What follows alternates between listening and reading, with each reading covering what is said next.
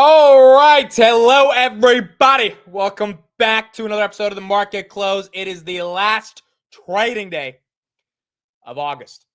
Friday, August 29th. And folks, the red from the morning continues towards the end of the day. We have a lot to talk about in terms of the pain that we are seeing as we end out the day. But the one thing to remember, as the S&P 500 is down about 0.5%, which means a lot of other stocks are down more than 0.5%, on average about 2 to 3%. Although Robinhood, in the midst of all this red, I don't think the earnings justifies it being anywhere near the low hundreds, and it's inching out a little bit of green as we get into the end of the day. Even Palantir barely down 0.5%. The S&P 500 will end up 3.7% if it were to close exactly where it's at right now, probably a little bit more than 3.7% if it closes at around the 644.93. So it is what it is. I honestly think, again, this is a healthy day. I know people hate hearing that on a red day, but we had a hell of an August, up 3%. It could have been worse. S&P making a little bit of a move right here up above 645. But you're going into a weaker month historically. You had a ton of gains this month. People probably want to take some profits going into the long weekend. And so I think it's okay that we're seeing some of this weakness. NVIDIA right here was at 172 at one point, now at 174. Google having a great day. We did not get an update on DOJ from Google, but we did get an update on the EU, and essentially the EU is going to hit them with a parking ticket for a couple $2 billion, and Google's going to be able to move on. So the DOJ lawsuit's still intact, and hopefully next week we get some updates on that. But in terms of the EU antitrust stuff they're dealing with, not that bad. That's why Google is at all-time highs. For the S&P, down 0.63 after a 3.5% month. I don't think that's the worst thing in the world. I do not think that's the worst thing in the world. This is also, as June says right here, the last market close in the old room. That is correct. I just realized that when you said it right now. This is the last market close in, I guess, the room that we've been recording in for 4 years now. So, yeah. We will have a new background starting September 2nd. Well, September 1st, we'll do the apartment stream, but September 2nd for the market open, market close. And we're done. We are moving out onto a whole different chapter of life. All right, so let's talk about some of the headlines today and what we got going on. I believe Steve will be on in about 20 to 25 minutes. We'll get his thoughts on what's going on in the broader markets. But in general, it's been a little bit of a boring day. I mean, I know there's some red across the board. BMNR getting hit, down 4%. That's because Ethereum's getting hit. Bitcoin losing 109. At one point, Bitcoin lost 108. So you're seeing a lot of the ETH derivatives get hit from Ethereum and Bitcoin itself going down. A lot of the Bitcoin treasuries and Bitcoin ecosystem plays getting hit. MicroStrategy was down 3%. That one's now recovered a little bit, only down 1%, but still bad for the day. Duolingo, I did not find a reason why this one deserves to be down 9% on the day, but it is. Not sure why. But 294.50. I don't know if anyone saw any headlines. I could not find a single headline outside of like AI is killing Duolingo. But yeah, very weird that this one's getting hit. Becoming more attractive, more falls, but that one now is red. We did have a quote from one of the Fed presidents, Mary Daly. Here's what they said right here. It will be soon time to recalibrate policy to better match our economy. Congress has given the Fed two goals, full employment and price stability. Both are in tension at the moment, with tariffs pushing inflation higher and the labor market showing signs of slowing. But as I said in a recent speech, I think tariff-related price increases will be a one-off. So now these are two Fed presidents, actually three. You have Bowman, Waller, and Daly, but Waller put out a note yesterday kind of agreeing with what Daly's saying right here, which is that tariffs are going to be transitory. It will take time before we know that for certain, but we can't wait for the perfect certainty without risking harm to the labor market. This all but guarantees we are going to get a rate cut going into September. And the market knows that probabilities now for a rate cut are about 87%. You have too many Fed presidents that believe that the risk to the upside of the labor market is worse, or sorry, the risk to the downside to the labor market is worse than the risk to the upside on inflation. By the way, we did get an inflation read this morning, which came in line with expectations. Wasn't the worst thing in the world. 2.6 versus 2.6 expected, 2.9 versus 2.9 on core. Now, core was up month over month from 2.8 to 2.9. But the market expected it. So, I mean, we're probably going to see inflation above 3% over the coming months. Like, it seems inevitable that that's going to be the case unless the tariff stuff really isn't that big of a deal. The question is, would we rather have inflation at 3.1, 3.2, or would we rather have a labor market that's losing 100,000 jobs a month? I think all of us can agree it'd be better for the labor market to not be in disarray. And as a result of that, it seems like the Fed is going to be more likely to cut, which would probably be the best thing going into September as well. Now, again, we talked a little bit about this on the market open, but I just want to put some numbers to what we talked about so everyone kind of has the historical accuracy of what's going on. August historically is weak. It barely inches out some green, but this time we're going to be up about 3.5%. Last time we had that type of a move was August 2020, up 7%. What happened after that? The S&P fell 4.5% in September, which historically does not inch out any green. So if we are historically going to be very similar to August, and the only reason I'm saying that is because we haven't had a monster August since 2020. This is the first time in 5 years that August is up anywhere near that 7% range. We're not at 7%, but we're at 3.5%. Then September historically gives back 65% of those gains, which means we're probably heading back down to around 620-ish or 635-ish on the S&P 500, not 620. 620 was basically where we were on August 1st. So if we get to 635 on the S&P, does that mean NVIDIA gets below 170? Does that mean HUD gets below 100? I mean, yeah, that stuff is very possible. However, by the end of 2020, for those that remember it, we were up pretty big in December, and September ended up being a massive buying opportunity. So either we have a similar repeat of 2020 where August is good, September gives a lot of that back, you buy the dip, and you get rewarded in December. Or because of the drawdown we had in April, the 30% drawdown we had in April, the world has sort of fundamentally changed in terms of the market dynamics seasonally. And because of that 30% drawdown that historically doesn't happen randomly in April because of tariffs, that could switch up how we perceive not only August, but also September after August, which right now the mainstream narrative is that September is going to suck, which is kind of how even I'm justifying some of the pain that we're seeing today going into the last day of August. Maybe that's not the case. Maybe that's not the case. I shared a stat this morning that retail did sell about $900 million worth of stock last week. So retail was a net seller for the first time in 8 weeks. Hedge funds sold, money managers actually bought in, money market funds had an increase of 17 billion. So all the signs are pointing towards, yes, September will have some weakness. But then again, all the signs were pointing towards August having some weakness as well. In fact, August was down 1.62% on the S&P 500 on August 1st. So it kind of validated that August would be painful. And then August just went straight up. So realistically, we're going to have to see when we get into September what happens. But as of now, I agree with Andy. It can't hurt to keep some dry powder on hand. And covered calls as well. If you've been underwater on some covered calls, those are probably starting to print and, could print more going into September. Robinhood is green today, which is very weird. Again, I do not think Robinhood deserves to be in the low hundreds. I understand why it's there because it's already made such a big move. But given their earnings, I think their multiple should be even higher. But I get, why the market doesn't want to give it to them right here.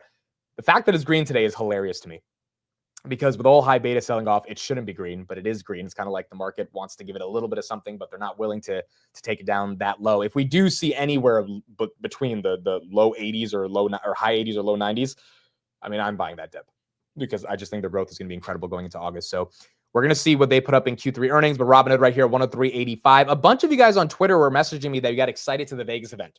And so hopefully I get to see a bunch of people there. But I got a few people reaching out saying they just got invited last minute. So it would be nice to see people at that Vegas event. I will be there on September 9th. Salesforce right here, 255. That's green a little bit on the day. S&P 500 looks like it's going to go down 1%. Grab up a little bit. Bitmine down 4%. Apple down about 1/3%. IRN, great day. It was up 30. Now it's up 13. Still incredible earnings. They deserve it. That one is green. Petco, is that continuing to hold on to its green? Yes, it is. 22%. Ambarella. That one is also holding on to its green, up 17%. So a lot of the names that had earnings, including Google, which didn't have earnings but had a good rating on their EU case, are doing well. The broader market not doing well, but that's okay as we end out the month of August. Now, here is the specific headline on Google that the street was reacting to. Google set to face modest EU antitrust fine over ad tech practices, sources say. So not fully confirmed yet, but that's what it looks like is going to be happening. Again, not the DOJ version of what has to happen with Google, but at least in Europe, they'll pay a parking ticket and then they'll move on. Another piece of news that broke in regards to what's going on with AI, which I think was also interesting. xAI is suing one of their former engineers who left Grok to go to OpenAI. He took trade secrets in July, shortly after accepting a job from OpenAI and selling $7 million in xAI stock. He admitted to stealing xAI files during a meeting on August 14th. xAI later found additional stolen material on his devices that he had not disclosed. xAI asked the court for an unspecified amount of monetary damages and a restraining order blocking Lee's move to OpenAI. So the AI war is absolutely heating up, and you got Elon suing some engineers that left. Not only that, but there was it was a story I forgot to cover in the morning. One of the chief scientists at Meta threatened to resign. That person right there, who I'm not going to say their name, but you guys can read their name on the screen, was the co-creator of ChatGPT. Within days of starting MSL, he threatened to quit and return to OpenAI after he got recruited to Meta. He actually even signed employment paperwork with OpenAI to rejoin, and then Zuck managed to retain him and formally announce him as the chief scientist to keep him happy. I guess this was an ego thing or whatever it was, but Zuck's almost lost one of his highest recruits that joined Meta from OpenAI. So it's pretty incredible. Pretty freaking incredible. But the AI war is not slowing down anytime soon. Celsius, great day for them. Again, they acquired Rockstar Energy from Pepsi, and then Pepsi continued to invest more in Celsius as well. So that stock having a great day, up about 5.3%. It is now up 120% year to date, which is absolutely incredible. Palantir right here, flat day, 156, not too much momentum. Tesla down about 3.3%, even after introducing that Model 3 performance or Model Y performance in Europe. That one's still down. And then NVIDIA, the Alibaba headline this morning of Alibaba competing with NVIDIA for chips. I mean, is it a real headline? Probably not, but nonetheless, it is a headline. And that is why NVIDIA is down 3%. And that's what we got. Now, silver, I'm happy you brought that up. My uncle has been long silver for a long time. SLV, that's doing great. So silver's up today. iShares Silver Trust, that's the BlackRock ETF for silver. Silver in general is over 40. Gold is up today. I mean, seems kind of obvious that the street's getting prepared for a little bit of a raunchy September. And as a result, gold up 1.12% of the day, basically at all-time highs. Silver basically at all-time highs as well. I mean, that's definitely the definition to me of, hey, we're a little afraid of what's going to happen with the equity markets. Let's hedge out a little bit. Speaking of fear and greed, we are still in greed. 64. I think this was like 67 a couple days ago, so it is down a little bit. I think if the S&P were to fall down to 630, you'd probably get to neutral and or fear. But we are at greed, and that's kind of how this is playing out here. I think it's okay. I really do think it's okay. And I'm not just saying that to say that. I mean, we had a great month. If we had a crazy run today going into September, it would make me even more nervous that September would be a little bit more painful. But given some of the pain is starting right now, if we have to expect some more pain in September, it is what it is in terms of conditioning us to get ready for it. Just historically, and I'm not saying that just to say that. Like, you look at history, it's like, okay, that's why I said I wasn't bearish in August to be bearish for the hell of it. Like, historically, August sucks. This time, August didn't suck. Pleasantly surprised because I'm fully invested. But if September does suck historically, like it should suck, then I think it's a buy the dip. If not, then all right, cool. We get to continue to gain some momentum. So we're going to see. But overall, I don't think there's any fundamental structural problem in the market, not with inflation, not with the labor market, definitely not with the AI CapEx trade, although these mainstream articles will try to make you think that's the case. I think we all saw NVIDIA earnings, and those were phenomenal. So it's one of those things we got to just weather through as we get into the end of the year. All right, folks, there we go. Thank you, everybody, for being here. This is the last market close in the parents' house. And we'll be officially at a new spot come September 1st. Thank you, everybody, for being here. Friday, August 29th, 4 p.m. The stock market is now closed.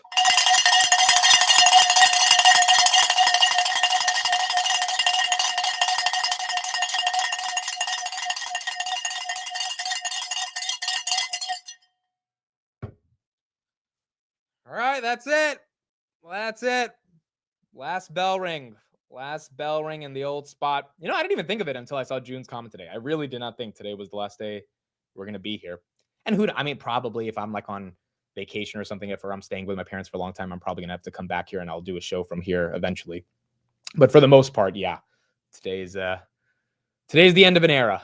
Today is the end of an era. NVIDIA down about 3.36% on the day. The Googs, 212.91. That's up 0.5%. Google, actually, great day in the midst of some of this red. Robinhood somehow ends green, 104.03. Silver, that's up 1.9% on the day. Ambarella, that's up 16%. Petco, 23% on the day. Salesforce, that's up 1%. Palantir down 1%. Adobe, we talked about that in the morning. That's up 1%. S&P, wow, we actually ended at 645. So let me do the math real quick. 645 minus 621. We ended out 3.9%, folks. 3.9% for the month of September. For the month of August. Not the worst thing in the world. I mean, I'll take that even with a little bit of a red day today. 4% for the S&P in September. Bitmine down about 4% on the day. Grab basically flat on the day. Micron down about 2.4%. Marvell, this one was bad in the morning. This one got worse in the afternoon, down 18%. We had Jose on, and he kind of explained what was the issue in terms of how the sort of AI S-curve has not shown up in Marvell's earnings, which is why this stock is now down almost like 40% year to date. And that's why this one has taken a hit. Iran, great day, up 15%. Another retail gem. Bitcoin right here, 108. SMCI was also down 5%. Netflix was down 1.8%. Opendoor was up 15%, ended up 4%. So not too bad for Opendoor. Again, the insiders did buy some shares yesterday, which got people excited. Snapchat right here, up about 0.5%. SoFi, 25.54. That's down about 2% on the day. Dell down about 9%. I don't know if that was warranted.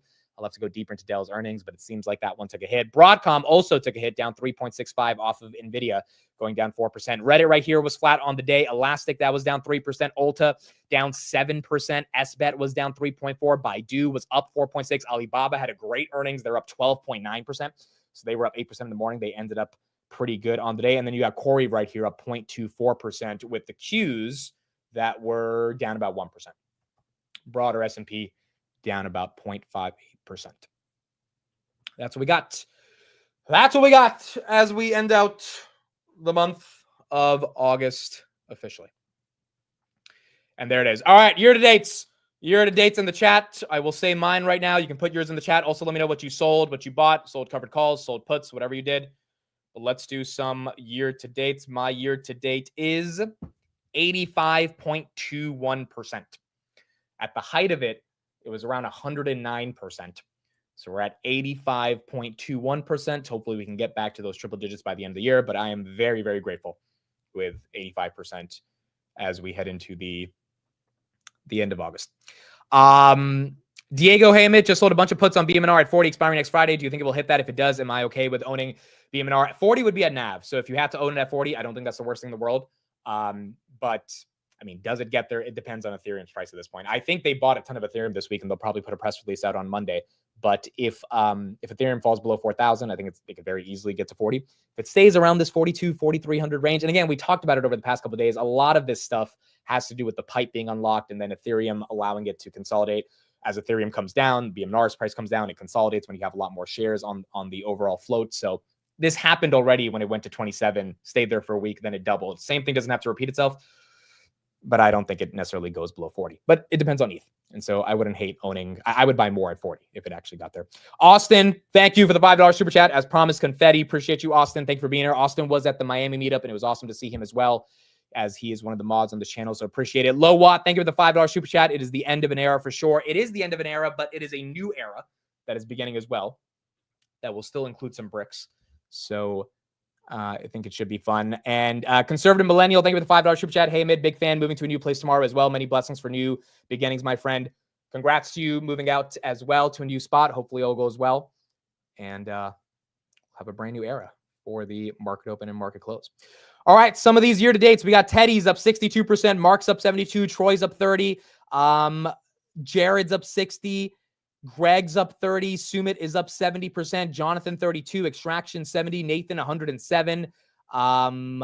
Diggs at 65. Andy at 71. G's at 24. Fred at 83. A lot of people still up above that benchmark that I have of around 30%, which theoretically is triple the S&P 500 year to date. Johnny's at 63. We got Somish at 106. Ryan at 105. Paul at 73. Abhishek's at 37. Prakash at 103. Travis at 172, Grippy at 57, Deneen at 36. I think pretty much everyone's around that 30% range. Elaine's at 96. Elaine, you must be collecting a lot of money every week on these covered calls for Palantir, so that's been doing well. Element Boys up 489%. Thank you, Celsius and AppLovin. You know, both of those had monster years, and if you had any options on those stocks, I could see those doing very, very well. But those not doing too bad. Those stocks, again, kind of outliers against the Mag 7 Celsius for sure. John's up 58. Williams up 94. Sled's up 63. Benny's up 160. Peter's up 61. Daniel's up 13. Iceberg's up 9. So very few of you kind of below that 25% threshold. Again, some of you guys, if you're heavily allocated into certain names like a Tesla, it's been a little rough. But other names, you know, have been good. And, you know, there's been some names you could be heavily allocated to that have not been good this year. Tesla's like one of the most high-profile ones. Apple's another one. But overall, we got a long year left to kind of see how this ends up playing out. Austin's up 55%. Google has done absolutely incredible for Austin. He is one of our resident Google bulls, along with On Beneficial. So those portfolios should be looking well as Google makes all-time highs. Hood's been carrying me forever. Dude, you're telling me.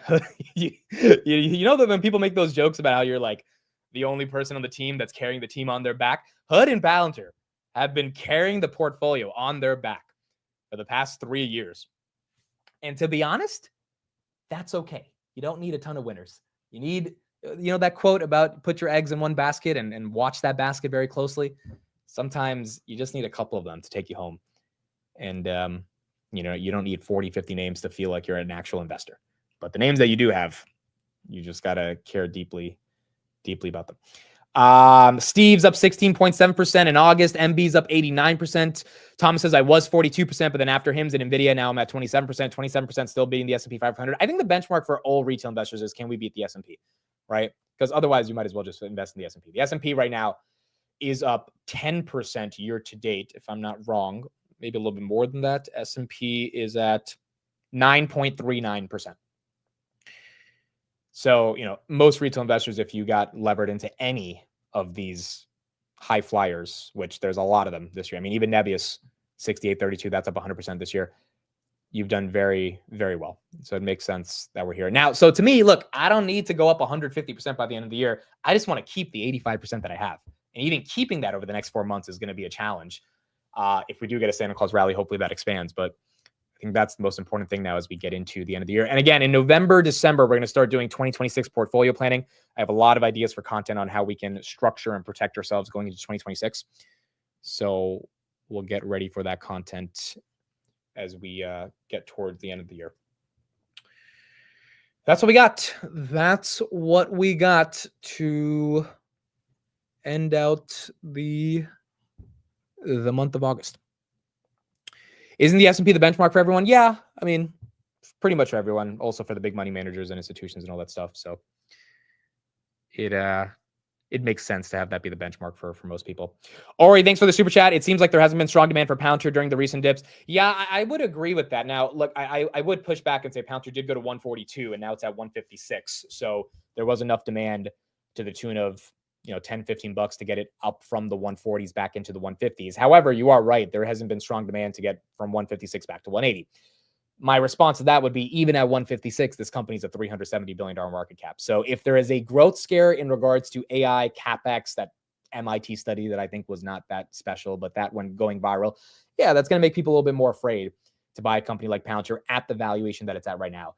Having said that, I just think we got to be able to hold this multiple. I mean, I think most of the time people that are in Palantir get a little too greedy without recognizing this is a very strong multiple, 108 times sales that we are holding that has not collapsed. And I hope it does not collapse. And I think, it's a little bit too naive, like the Citrons of the world, to think it is going to collapse back to the 40s.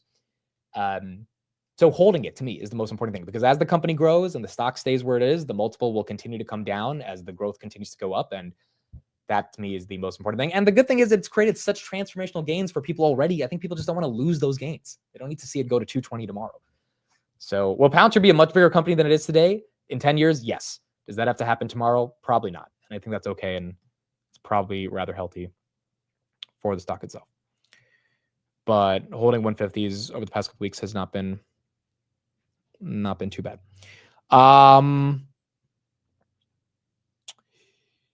Okay, let me see. Let me pull this up right here. I just sent Steve the link. He should be on in about 10 minutes, and then we'll see what he has to say as well. Kurtko says I'm up 65% year to date on Palantir, Cypher, and BMNR. Cypher also having a great day along with Iran. Both of these Bitcoin miners kind of just transitioning into AI data center plays, which is the right pivot. That one is also up 8.83% on the day. Palantir won't move a lot until next earnings. Yeah, I mean, there's no real catalyst, to be honest, for Palantir either. Now, Palantir still year to date is one of the best performing stocks in the S&P 500. I think it's like top 5. So until we get a broader catalyst, we're probably gonna have to wait until earnings. These were the top 20 stocks that were traded in the options market. NVIDIA with 4.5 million contracts today. Pretty incredible. Yesterday was 5.2. Then you have Tesla. Then you actually have Alibaba. Then you had IBIT, then Opendoor, then Apple, then Palantir, MicroStrategy, AMD, SMCI, Marvell, Google, Webull made it up there as well. Affirm, Amazon, Intel, I ran SoFi, Meta, and Hood. Hood was the number 20th stock that was traded in the top 24 options. So NVIDIA, Tesla, BABA, IBIT, and Open kind of made out the top 5. And those were some of the numbers that we saw in the options market itself today. Amit, I bought my first option. It expired today. Sold covered call on Hood at 112. Expiring today, made $200. Awesome. Very cool. There's always a certain feeling once you have a covered call. It's like an aha moment once you sell a covered call on a stock and the stock stays below the price. And then you realize that you sold insurance to the market and you were, insurance is one of the best businesses ever, right? Because it's like, if you don't get into a car accident, but the insurance company still takes the premium you pay for eventually getting into a car accident, but it never happens, the insurance company never has to pay for the damages, but they get to keep your capital. So it's kind of the same with covered calls. Obviously, the dynamics are a little bit different, but it definitely is very exciting. And you were deep out of the money at 112. So Hood was well below your price right here, which is not too bad either. Spirit Airlines filed for Chapter 11 bankruptcy for the second time in less than a year after its prior reorganization. Okay, so these guys just need to go out of business at this point because of the amount of times that they've been filing for bankruptcy. But yeah, it makes sense that they filed again. DIY Crafts, thank you for the $5 super chat. Hey, Amit, what deltas do you usually suggest for covered calls? What deltas did you use on BMNR? On BMNR at the time, I think I used 0.25 deltas. Because those were so far out of the money, those ended up becoming like 0.15 deltas. But yeah, I would do 0.25 to 0.3. Again, I agree with Josh right here. Covered calls are not a silver bullet. Obviously, when there's volatility to the upside, those covered calls can trap you. So you want to get to the point where you can buy enough shares of a stock where you can sell 0.10 deltas and aim for like 1% a month without having to aim for like 3 or 4% a month and get super aggressive just for the premium, unless you literally don't care about the stock and you only want the premium, without having to give up your shares. So if you tend to do 0.10, 0.15 deltas, the probability of your shares getting called away is less, but you still get to have some premium. But if you have a lot of shares, aka you have a lot of covered calls, is basically what Elaine is doing with her 60,000 Palantir shares. She can do a covered call at like 170 this week. Palantir is probably not going to hit 170, but someone's going to pay her some premium. And because she has 600 contracts, she can rake in a lot of income.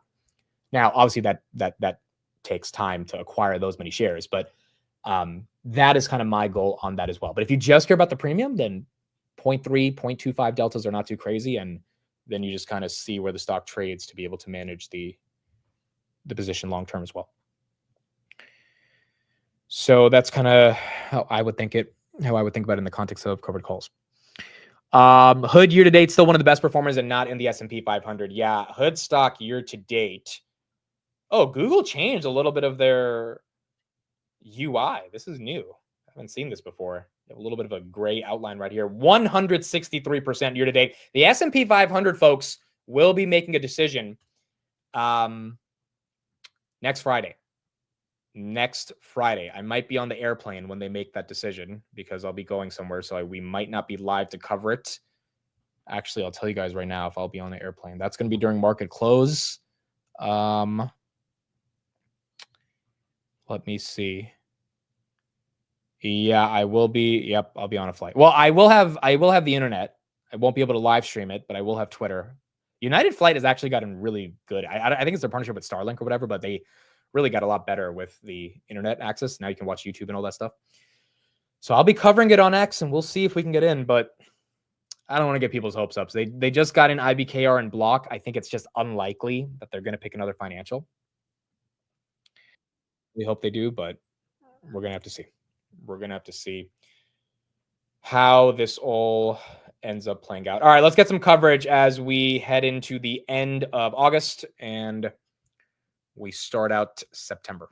Investors, though, are looking past the chips to the connectivity layer. Companies like Astera Labs that build the high-speed data highways between chips are just having their moment instead this week. Astera Labs, just a few weeks ago, posted record revenue up 150% from last year. Credo, that's also why you're seeing other names like Credo and connectivity names like Lumentum outperforming NVIDIA this week as investors really just target the plumbing between AI chips.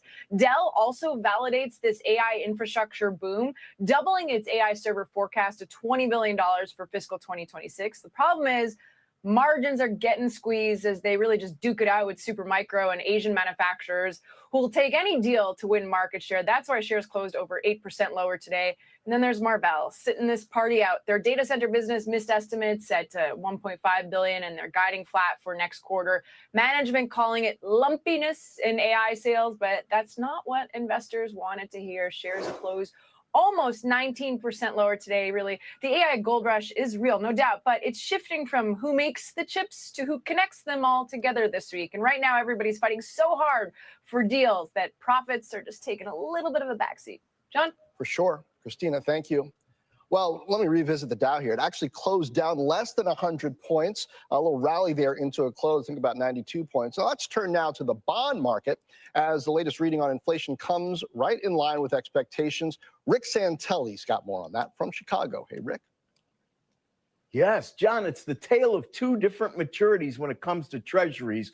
The first maturity I'll discuss is the long end. If you look right now, everything above a 5-year note, yields are higher, even though all maturities yields are lower for the week. Why is that? Because the long end, 10-year, 30-year, they looked at the notion of not inflation moving down, but growth moving up. And where was that growth moving up? 0.4 on income, 0.5% on spending, up 0.3 on real spending. These are really good numbers on the personal income and spending. And then again, based on the PCE that we got, it wasn't as bad, which is why the 10-year was up a little bit on the day. Remember how much we freaked out about the 10-year in April because it was like spiking to 5% and the S&P 500 was going down? Yeah, those fears have been kind of alleviated at 4.228. I don't know if we get the 10-year below 4%. That would be very nice to see. With the PCE we got today, probably not in the trajectory for it, but still, at least it's not spiking to 5%. Which is good. We just don't need that level of pain in the bond market with yields going as high as they did during the year.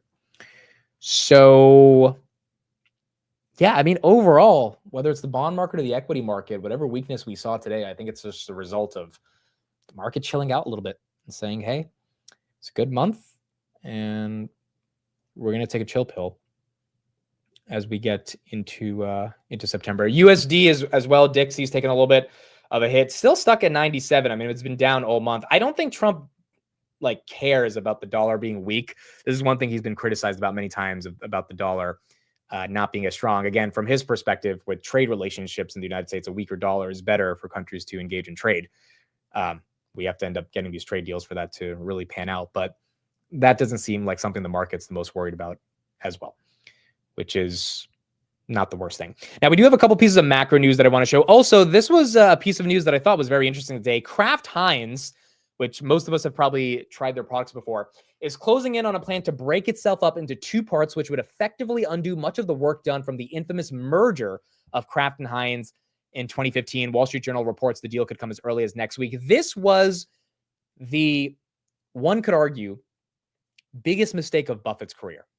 This is, I think, in his legacy, one of those things that's like a thorn, which is Kraft Heinz. And he has admitted it many times that Kraft Heinz has just not been sort of the best move that him and Munger made when they were running Berkshire a long time ago. And the reason for this is because he admitted that they overpaid. And they overpaid aggressively. And I mean, this was, back in 2011, they could have taken that money. And I know hindsight is 2020, but they could have invested in a lot of different things. Other than Kraft Heinz. I mean, that's when you had the entire AI, not the AI revolution, but the cloud computing revolution starting. But they chose ketchup. And it just, outside of the dividends, has not been a good return. This is Buffett back in 2018 talking about the Kraft Heinz deal. First of all, does that mean you overpaid? Well, we did overpay. We didn't overpay for Kraft. For Heinz. That we bought that originally. It was a 50-50 deal. It's private. 50-50 deal with 3G. Pardon me? With 3G. Yeah, with 3G. We had two stockholders. And then we overpaid for Kraft. And we wrote down 15 billion of that. And that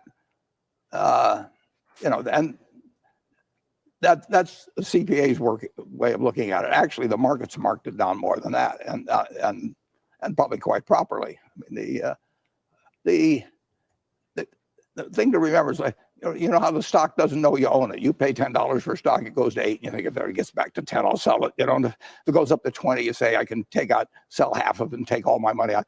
All those things are nuts. But in business, if we paid $7 billion for Kraft, which is all it takes to run the business, it would still earn the same amount as if we paid the $100 billion premium. The business does not earn more just because you pay more for it. And we not only after buying Kraft, everybody started speculating about things we buy. So the prices of everything went up. And then on top of it, we pay large premiums for it. And we misjudged it. So that was Buffett admitting a while ago they messed up on Kraft Heinz. To give you guys some context, I mean, this stock down 40% all time since the merger back in 2012. And Buffett still owns a pretty sizable stake in it. In fact, let's get the exact number of what they own. 325 million shares, 8.4 billion for this stock that they sell, still about 3% of the overall portfolio. The main reason Buffett was attracted to it, based on some of the videos I've seen of him talk about in the past, was that their assets were very attractive. Whether it was the mac and cheese, the ketchup, all that stuff. And so, you know, Buffett tends to be a type of investor who will invest in something that he can understand. He understands insurance, and he definitely understands people buying ketchup for their hot dogs, right? So it's easy for him to invest in that type of business. It's just in 2010, 2011, 2012, any investment in Meta, Microsoft, or Google, even Tesla, as speculative as it was back in 2011, I mean, I think it would have made Berkshire some of the best returns in history. I mean, Berkshire already has double the S&P 500 returns over like 50 years. Who knows? Maybe it would have went to like 2.5 or triple the S&P, because when you have that level of compounding inside of technology companies, again, one of the reasons Buffett ended up beating the S&P is because of Apple. If they did not invest in Apple in 2016, they would have not have compounded 20% every year for the past 50 years. Apple really picked up a lot of the slack towards the end of it. If they had two Apples, like an Apple into Google, an Apple into Meta, it would have been amazing. So that is the one thing that they got hit on. But it looks like they're breaking up now. So Kraft and Heinz will be breaking up, and a deal like that could happen next week. Now, here's another piece of macro news that I thought was very interesting. Demand for AI jobs. So yesterday we talked about jobs potentially being replaced by AI. What we have not talked about is the proportion of IT jobs that are now requiring AI skills. And some of you in the chat that are applying for jobs right now probably can attest to this, given the job applications that you're seeing. The share of tech job postings that require an AI know-how hit 24%. This was only 8% back in November of 2022 when ChatGPT was introduced. Young professionals with machine learning skills are earning extraordinary pay, with some making more than $1 million a year early in their careers. Top-level entry AI jobs are now paying base salaries of $190 to $260, with stock options boosting total compensation significantly. And the demand is so strong that companies are promoting these workers to management roles about twice as fast as peers in other tech fields. All of that to say, if you understand how to utilize AI, your value towards the labor market continues to exponentially increase. And it feels like this is the inevitable thing that everyone in the job market is going to have to embrace in some respect. And it's not even if you're applying to the job market. If you're an entrepreneur, you need to understand AI, because if you're an entrepreneur and you're competing with other entrepreneurs that are doing things on their own, if they're able to be more fast and efficient than you because of their ability to just utilize AI, and you aren't utilizing AI, you're going to fall behind. It's just that simple. So any job field, no matter what it is, looks like AI is going to become a precursor to being successful, or to at least remain, potentially successful. And it seems like that's not slowing down anytime soon. This was Tom Lee on an interview yesterday, talking more about Ethereum. And then we'll look at a stat about housing that I thought was very interesting as well. The crypto community kind of abandoned Ethereum in their minds because they thought faster was better, which was why Solana and Sui, and especially when you had the meme coins, those looked like the place where the economics were the best. But if Wall Street is the reason we're going to see the next wave, Wall Street wants 100% uptime. They don't care about speed because they can build on the layer twos. And they actually find staking actually a virtue, because that means the power law comes into effect. If Goldman stakes enough ETH, they have a positive voice on on Ethereum itself and how they upgrade. So I think that, and like I was just at Salt, Wyoming last week, and I talked to a lot of the OGs I know, and I'm like, ETH's been kind of dead and price for 5 years, and it has been. And I said, is ETH actually inferior technologically, or do you think it's just the price action stunk and that's why you don't care about it? And almost all of them said it's because the price hasn't done well, especially compared to Bitcoin, that they don't care about it. So I think that's why this year and what's happening recently is actually an important moment for ETH, because it is galvanizing the community again. And of course, if we can stay above the new highs, which is above 4,800, as you know, that means we could have a really big cycle for ETH. Either the bears or the bulls are going to be right about this. Like either it holds above 4,800 and ETH goes higher, BMNR goes higher, Hoodie will benefit a lot from Ethereum going higher, or this thing takes a massive, not only breather, but eventual slump. And if it loses 4,000, that would just be devastating for Ethereum. Like just honestly, that would not be good for it, which could very well happen in September. We got to see how that ends up playing out. But if that does happen, then that's one where I don't think the bull case is done. I just think it takes a major reset until it can recapture its gains, which would probably require rate cuts. And another thing that wants rate cuts is the housing market. Take a look at this stat. In Q2 2025, the average U.S. home sold for $512,800, while the median price was just $410,000. That's a gap of more than $100,000, one of the widest gaps on record. Since 2000, the gap between the average and median prices has widened by more than 180%. This is a clear signal that more expensive home sales are rising as a percentage of total volume, also emphasizing the decline in affordability. A lot of this because people don't want to sell their homes. So if you're incentivized to sell your home, you're probably incentivized because of a higher price, because if you sell your home, you have to go buy a home at an expensive mortgage rate. And so obviously that means less supply, more demand, the prices go up. So that gap of 100,000 from 512 to 410, that is what Trump and Pulte and, well, the Fed doesn't care too much about it, but Trump and Pulte do care about the Fed caring about this. That's what they're trying to get to come down, because it's just not realistic for someone in their late 20s, early 30s that potentially is starting a family to be paying $500,000 for a home. Like that's not, realistically, 350 was the average back in 2020. Now it's at 410. You got to get these prices to come down. So, and then paying a 7% mortgage rate on top of that. So I think this is going to be the major focus of the Trump administration going towards the end of the year, to see if we can get multiple rate cuts to unlock this housing market. And if we don't, then it's just going to continue to remain unaffordable. If we do, then maybe we see a little bit of change. By the way, there's this video that went viral. Oh, did I save this video? I don't think I saved. There was this video that went viral of a lady yesterday talking about how home ownership is a scam. And Tom Lee on that Compound and Friends podcast, he also said people might want to own the stock market more than a home because of just the interest payments and how they're ramping up. I don't think I have. Some of you guys might have seen that video, but it went viral a couple of days ago. And the woman was just like breaking down the numbers, explaining why buying a home and the like most of the money is going towards the interest, not the principal, because of the interest rate. And, it's just one of those things that a lot of people are thinking, hey, which one really is the best option right now until we get those rates to come down. Amid, if rates come down, prices will go up. Well, if supply goes up because rates come down, I don't know if prices have to go up.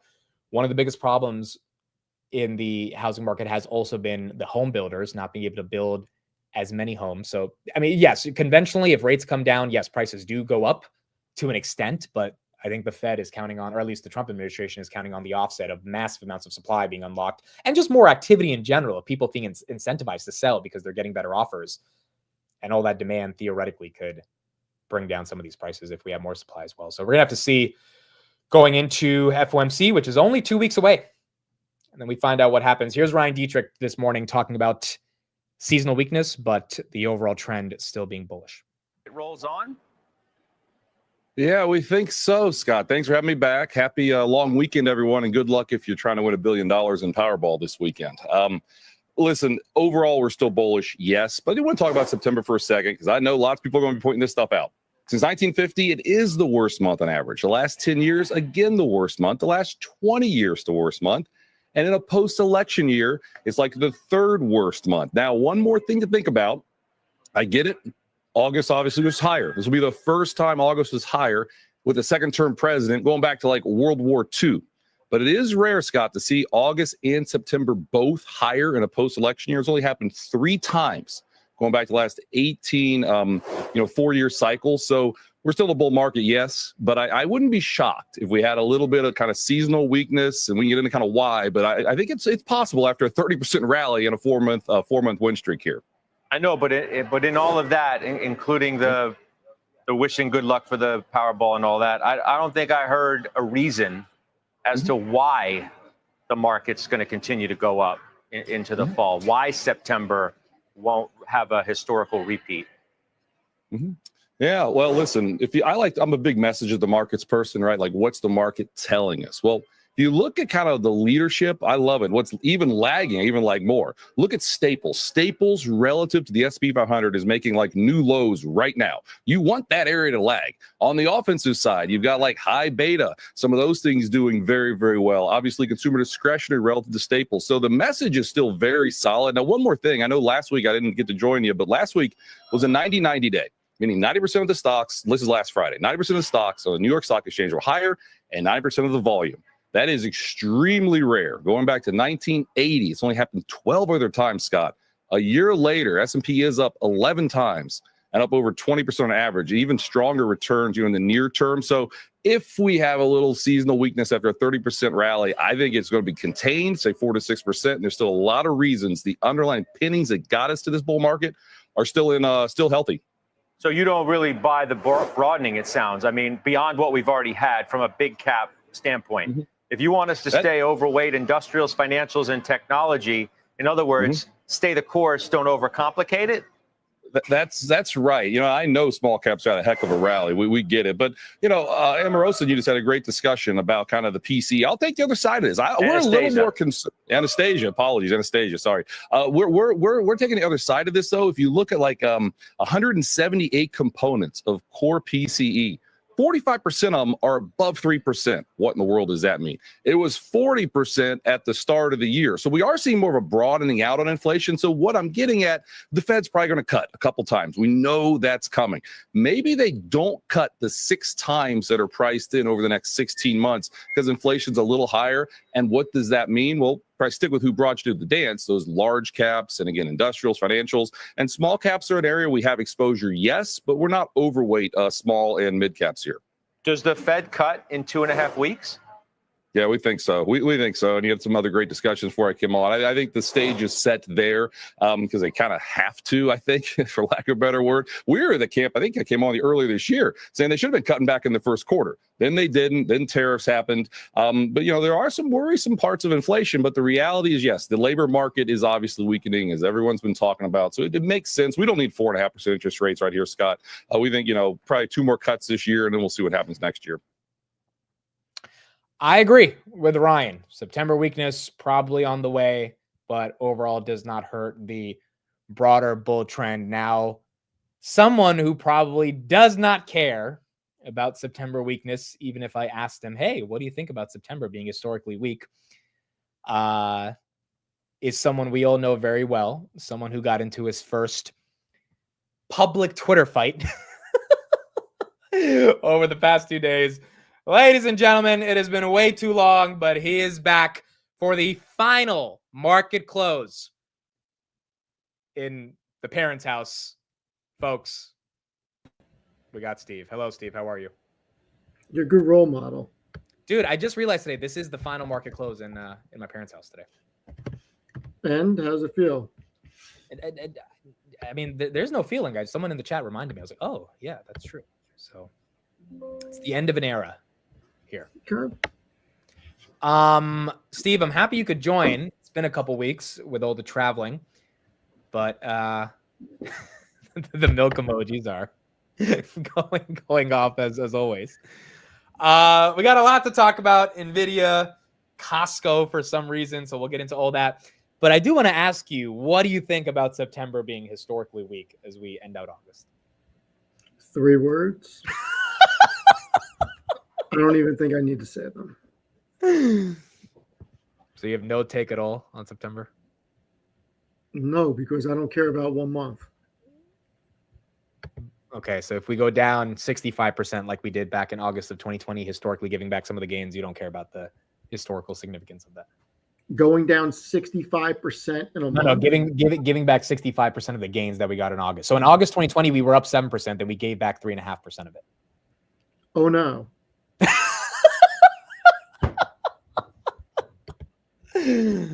Okay, well, there you go.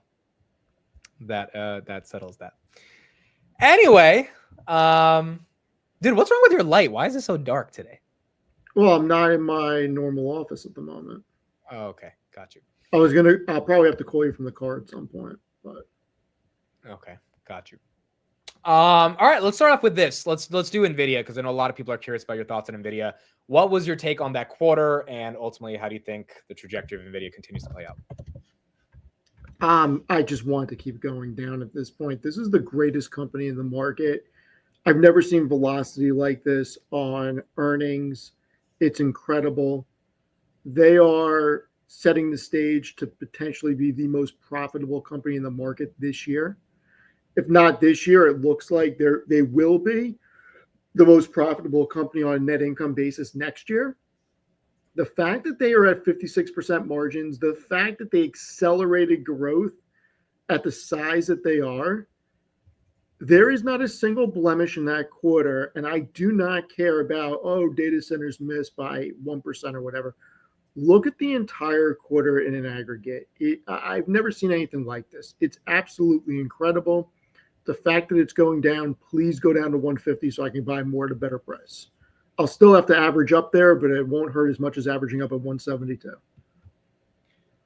What do you feel about the concentration risk that people are citing as the biggest bear case for Nvidia right now? I mean, look, I think I spelled it out pretty well in my post. Okay, there is definitely concentration in its customers. The problem that people are not understanding here is that those 4 customers are in a prisoner's dilemma and none of them can stop spending.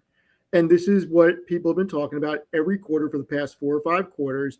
And every quarter, CapEx spend goes up, and every quarter, NVIDIA blows out revenue and they blow out earnings. Their net income goes up, and you have tremendous year-over-year growth. If one of these companies slows down, there is more than enough demand in sovereign spend and in other corporations that will pick up the slack. And let's not forget, none of those companies, Microsoft, Meta, Amazon, or Alphabet, are in a position to slow down. Because if they do, they potentially will fall behind, and they are not in a position to do that. The dedicated silicon chips that Amazon and Alphabet are producing are not for inference training. Most likely, they will be to handle workloads on their cloud systems in their servers. So I'm not worried about concentration risk. Let that be the narrative. Let this go back to 125, and I'll just buy more. Unless something fundamentally changes with their earnings or their revenue growth, I don't see a problem. Yeah, I agree. I mean, that was the most puzzling thing after this in quarter, is just like trying to see all the people who want to become the Michael Burry of AI, right? And find, they missed by 0.4% on data centers. Therefore, it's very hard to imagine that is what takes NVIDIA down or stops a multi-year revolution. They're trying to nitpick because there's nothing wrong. Agreed. Now, having said that, Tanner and I both talked about it on our streams, a little bit of a intellectual debate you got into with a friend of ours called Joseph Carlson. I guess in a nutshell. Hold on. I don't know the person, so don't say a friend of ours. You can say a friend of yours. I mean, friend. I don't know. I don't know the person, so he's not a friend of mine. I was telling you guys. I was telling you, Steve. He likes cows for milk, but he likes cows because he has beef. And right now he has some beef. No, I don't have beef. I'm just saying I don't know the person. Well, I'm saying friend in a colloquial term, like, he's a friend of the channel, like friend, like. Okay, so sure, friend of the channel. Okay, why did he get you not this upset, but this annoyed at trying to justify Costco should be worth more than NVIDIA from a PE perspective? Look, I'm not upset. Everybody has the right to their own opinion. And I saw what he wrote. I disagreed and I responded, and I took the time to actually outline my response in an intelligent manner and showcase the math behind it. And this is something I've talked about in the past. It's not like I'm just jumping on and trying to start something. There is documentation on your shows. There's documentation on X. I have discussed this at length several times. So this is nothing new. And there is no reason why Costco should have a higher valuation than NVIDIA, than Amazon, than Microsoft. It's insane. They do $7.5 billion a year in net income. NVIDIA just generated that in 27 days in Q2. 27 days it took NVIDIA to generate Costco's entire year in profitability. Costco's EPS growth is slowing. Revenue growth is slowing. And they're in a position where I don't think it's fair to even say Costco should have almost double the forward valuation on earnings. It's a crazy conversation because every investment is the present value of future cash flow.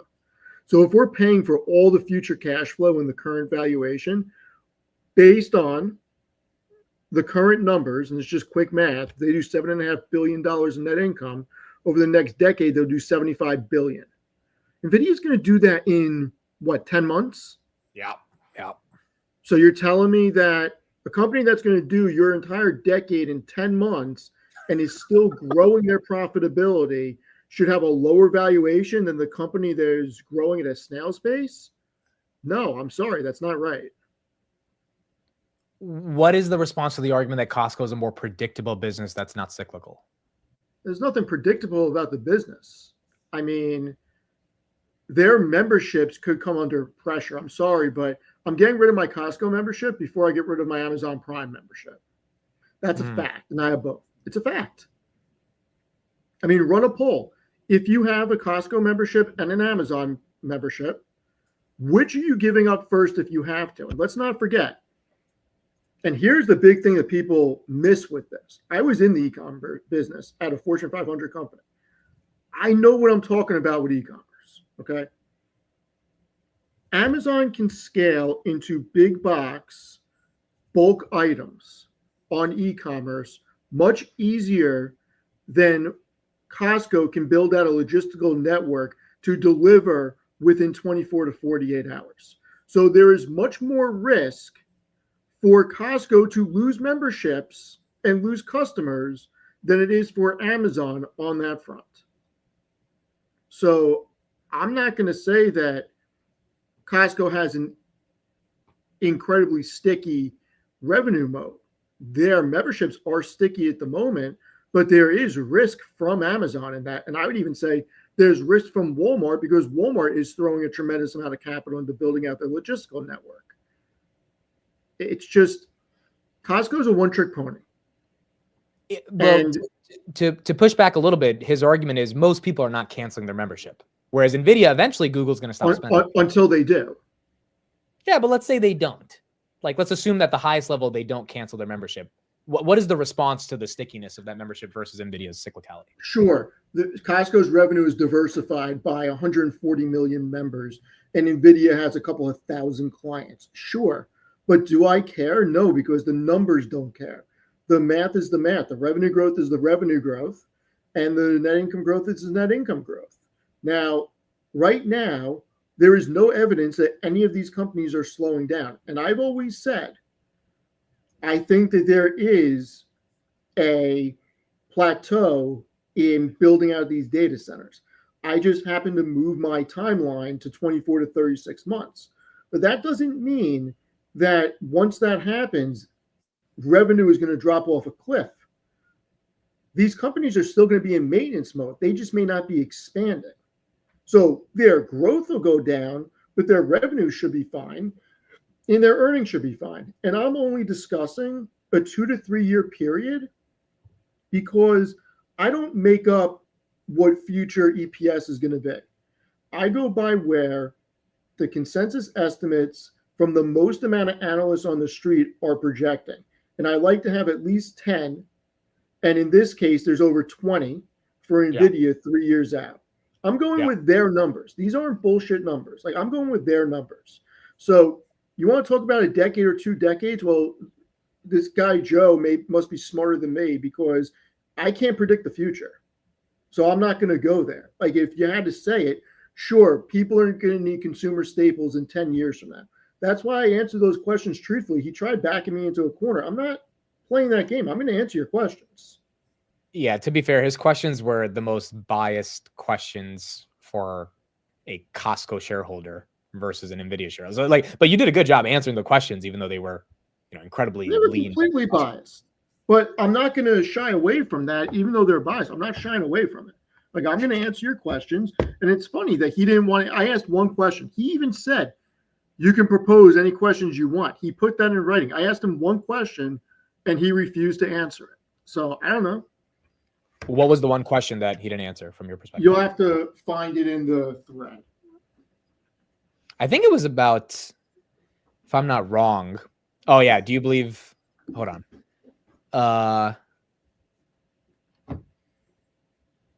Yes, the execution. No, not the execution rate. The margin enhancement profile. It feels like this is the one that he kind of avoided answering, which is fair because Costco's 2% margins; those aren't really expanding. I'm gonna put you on my. I'm gonna get you on my headset. I'm gonna leave. Okay, cool. Okay, so this final paragraph was, I played your game, not sure about how you answered the question for me. I'd like you to explain why Costco should trade at a higher earnings multiple than NVIDIA based on current financial trends, financial statements, guidance, and outlooks from the analyst community over the next several years. So basically, Steve's question to Joseph was, if we don't look out 10 years, because that is a bit stupid, looking out a decade, right? We don't know what's going to happen in a decade, but we do look out 2 to 3 years where most of the analysts are trying to figure out what's going to happen to Costco or NVIDIA or any company. Most analysts have a 2027, 2028 trajectory on their forward earnings growth. Steve's like, why, based on the next 2 to 3 years and the numbers that we have in front of us, should Costco trade at a higher multiple than NVIDIA? I think that's fair. I think that's a fair question. I don't think that's wild to ask that question. And the reason I think 10 years is kind of not the best way to look at it is because, like, we don't know where the world is going in 10 years, right? Who knows? Maybe robots are going to be like way more important than we think. And in 10 years, NVIDIA's this AI capex that NVIDIA is estimating to be $4 trillion by 2030. What if it's like 10 trillion or 7 trillion or 8 trillion or something, right? What if by 2035 it's way more? What if by 2035 it's way less? What if by in 2035 Steve's right and people just end up leaving their Costco Prime membership because Amazon starts competing with Costco in a much heavier way? Amazon starts building out physical warehouses that people can go to. I mean, there's so many risks over the next 10 years, which is why analysts, generally are not looking at 2040 PE multiples to determine today's price. But from 2026 to 2029, I think based on those numbers, it's a fair comparison because we can at least think of what's going to happen over the next couple of years. And yeah, I agree. I don't know if Costco deserves the higher multiple there. I think people are jumping through a lot of intellectual hoops to make the argument that Costco deserves a better multiple than NVIDIA because NVIDIA is quote unquote cyclical. It means you just don't believe Jensen around CapEx projections, which is fine. But that's a different argument versus Costco has subscription revenue that is so much better than NVIDIA's revenue, even though that revenue comes in at a 2% margin. And that to me makes it harder to give Costco the premium. But nonetheless, yes, I am a little biased. I do like NVIDIA. My point is not Costco should lose its multiple. I'm not saying Costco should collapse. I'm saying, why is Costco trading at a higher multiple than NVIDIA? That is the question. And by the way, they were pretty much at the same multiple going into earnings. They were pretty much trading at like 52 times each, both of them on a trailing 12 months. But then NVIDIA had this blowout quarter and NVIDIA's multiple dropped. And because the stock didn't rise, the multiple continued to drop. And now NVIDIA once again is cheaper than Costco. I think the other honest reason why NVIDIA is cheaper than Costco is people are just afraid of NVIDIA. Like, forget all the math behind it. People are genuinely just afraid of a $4 trillion company and buying it at these levels, which is fair. Like, that's a more realistic reason to me why people would buy Costco over NVIDIA. But if you go through the numbers, which again, I would recommend people reading that thread that Steve put out. I'll link it again right here in the chat. It is really hard to be like, yes, Costco deserves a super high multiple. Talk about Opendoor. Where was Opendoor today? This one went up 4%. Look, for Open Door, I'm going to say what I said in the morning. You have to be wary about an offering because an offering can absolutely happen now that the stock is trading 10x the levels it was at a couple months ago. So that would be one thing I'm worried about. But outside of that, again, look, the problem with Open Door is I don't see them becoming the Uber of real estate because I don't see them increasing their margins. I don't know how they change their margins. And if someone wants to explain to me how their margins actually increase so they can make real net income, I'd be excited to read why. I haven't heard it from any of the Open Door bulls. And so until then, I don't know. It's just hard to get excited about Open Door. I don't see the business turnaround story. I see the meme stock excitement, but that's not really a business turnaround. Like that's dude, this is why when people say, well, Open Door is retail against the hedge funds. I'm like, what are you talking about? Like, what the hell are you talking about? There is no mass conspiracy to make Open Door go to zero like there was with GameStop. Like that was a legit hedge funds against retail. So people are like, Amit, why aren't you the man of retail? I'm like, this isn't retail. These are a bunch of people that just want the stock to go up. That's not a retail story to me. I'm sorry. That's just not. It's not a retail story. A retail story is a name that's getting dismissed by Wall Street, even though there's something fundamental that Wall Street's refusing to understand. And as a result, if the company can execute based on due diligence provided by retail, not due diligence about the stock going up, but due diligence around the company executing, and that is a byproduct of that, the stock eventually going up. That's what a real retail story looks like. Not just consistent pumping of it going to 82. Like to me, that's just people that are bored and want the stock to go up. So that's not a real retail story to me, which is why I'm not a part of it. I'm not excited to be part of it. There's nothing interesting there to really analyze on a fundamental level. But if they get a new CEO and turn things around, then maybe that's the case. But I just have not seen any evidence of that yet. MicroStrategy right here, down about 1% after hours. Ethereum, 43.15. That one's also flat. We'll get Steve's thoughts on Ethereum and see what he has to say about that. Bitcoin loses 108, 107.6. 107.6. That one is now down. NVIDIA is selling their APLD bags. Are we getting some updates on that? APLD is down a little bit on the day. Let me see if NVIDIA filed to sell some of that. Then that could be why it's down. Yeah, there you go. NVIDIA completely selling their APLD based on a filing. How many shares do they have? 7.7 million shares.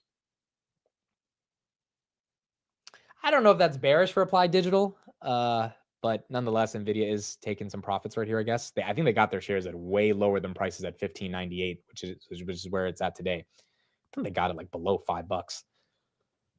So you got NVIDIA taking some profits on that. Yeah, stock's not getting affected too much after hours. Stock's not getting affected too much after hours. Siege, thank you for the $100 super chat. Good work closing out the SoFi options this week. Now we wait opportunistically for the inevitable pullback to strike again. Congrats to your first options 10 bagger. Now 10x it again. Enjoy the new apartment. You deserve it. Thanks for sharing your journey with us. Siege, appreciate you, man. Thank you once again for showing up to the meetup in Miami last week. And thank you for the $100 super chat. And yeah, we got the first 10 bagger in the options market, raise some cash, and we'll see in September if there's a dip opportunity. We'll see if there's anything good that we can utilize that dip for. Siege, again, thank you for being here. And thank you for the super chat. Steve, you're back. Hello. Okay, so I think we go ahead. Yeah, no, I want to say one or two things about that whole exchange, and then we can move on to something else. So, okay, cool. What I didn't like is that I'm willing to discuss this openly. I'm willing to discuss this with him at any time, publicly, privately. I just don't like the fact that he wrote my feeling, and he may not have done this intentionally, but I feel as if he intentionally wrote those questions hoping I wouldn't respond so he could say, well, I guess you don't want to discuss this anymore because you won't even answer the questions. And they were absolutely skewed toward a very certain outcome. And I acknowledge those outcomes because the way he wrote the questions, you have to acknowledge it and say that this is what would happen. And the fact that I did that and he still wouldn't accept what I said because of the points I made about Costco's revenue not being as sticky as what he thinks it is.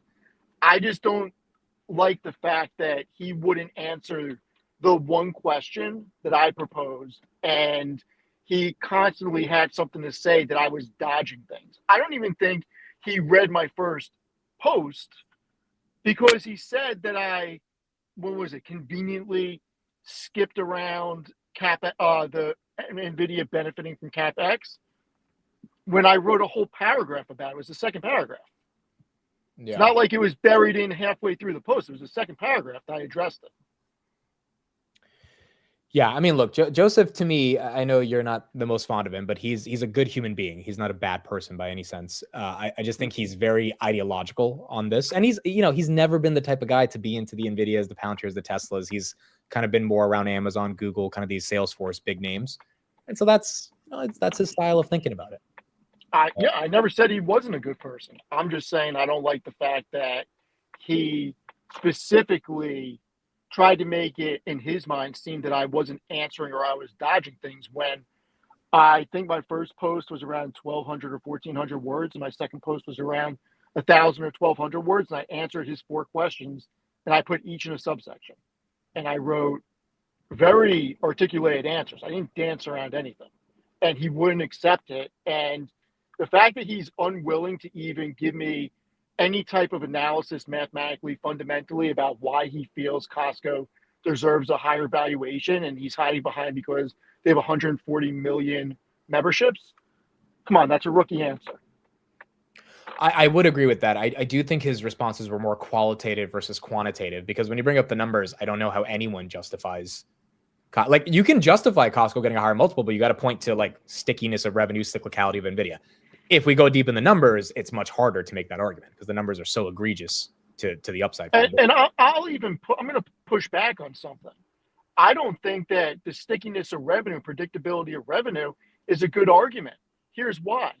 Pepsi and Coke have sticky revenue. Coke sells their product in 200 countries and territories. Their revenue is very sticky. Yeah. I mean, almost every restaurant has either Coke or Pepsi. I mean, their revenue is incredibly sticky. They're not getting that multiple. Procter & Gamble's revenue is sticky. Clorox's revenue is sticky. They're not getting that multiple. And if you want to use that aspect, what's the difference between Costco and Walmart, right? Nothing really. Walmart's not getting that multiple. So, yeah. And I would say Walmart's got a better e-commerce and logistical network than Costco does. So what are we even talking about? Costco is one of the most overvalued stocks I've seen, and it continues to be. And saying that they have 140 million memberships, that's certainly not helping their revenue growth or their EPS growth or allowing them to expand margins. I mean, their gross profit margin is not even 13%. I think the reason Costco holds its multiples is because they've got a ton of people that just will never sell that stock. So yeah, and that's fine, but that doesn't mean that it's a better buy today or it deserves a higher multiple. And I know that he did say he's not saying that it's a better buy. All he's saying is that it deserves a premium over NVIDIA. But everybody seems to think that you pay up for growth. Everybody seems to invest on the idea that you pay more for EPS expansion. That's the way markets look. Markets are forward looking. And if you're going to expand your EPS by 60% over the next 2 years, and you're generating leaps and bounds more profitability, and your profitability growth in a year is more net income than Costco does in several years, there's zero reason why Costco deserves a larger multiple. Yeah, I agree. So, I mean, I'll issue it. You know, I will go on his show. You can moderate anytime. I don't care if it's 3 a.m. He wants to catch me half asleep. No problem. We can have a discussion. Okay, let's transition to Ethereum. I'm buying BMNR. You're buying BMNR. Tanner's buying BMNR. Got a lot of people in the chat that are buying BMNR. Are you still feeling confident on the trade? Stock's down like about 15% this week. How are you thinking of Ethereum in general? I bought more Ethereum today, and I went to go buy BMNR, but I did not get my dividend payments that I thought were coming in today to buy it with. So I will be buying more on Tuesday. Okay, you sound like you have a lot of confidence and lack of care when you're talking about the price action. So why are you so excited to just DCA and not care about the price? Because I'm getting a better price than I did a couple of days ago.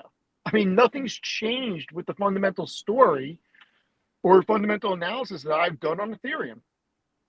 And if you're going to allow me to buy it at a better price, I mean, depending on where it is tonight or tomorrow, I'll probably buy more Ethereum over the weekend. Why are you so, before we get into BMNR, so convinced on ETH? Like, what is, I mean, and I'll link a couple of your articles in the chat, but what has really got you down this rabbit hole? Because I really do believe when you look at where we were in the Gensler era and where we are right now, 6 months later after Trump took office with, and this is not a political thing, these are just facts. The growth in crypto and growth in use case over the previous administration and in the Gensler era of the SEC was vastly different than it is today. And you have clear legislation, which a lot of the crypto community, especially Brad Garlinghouse from Ripple, has been begging for years, and they never got it. You have the Genius Act. I read through the Genius Act. I know what it says. It paves the way for stablecoin adoption. I look at Circle, and I look at what their stablecoin is based on, and it settles in Ethereum layer 2. I look at the big companies, and I look at what their protocols are going to be in. It looks like it's going to be stable to Ethereum or layer 2 Ethereum.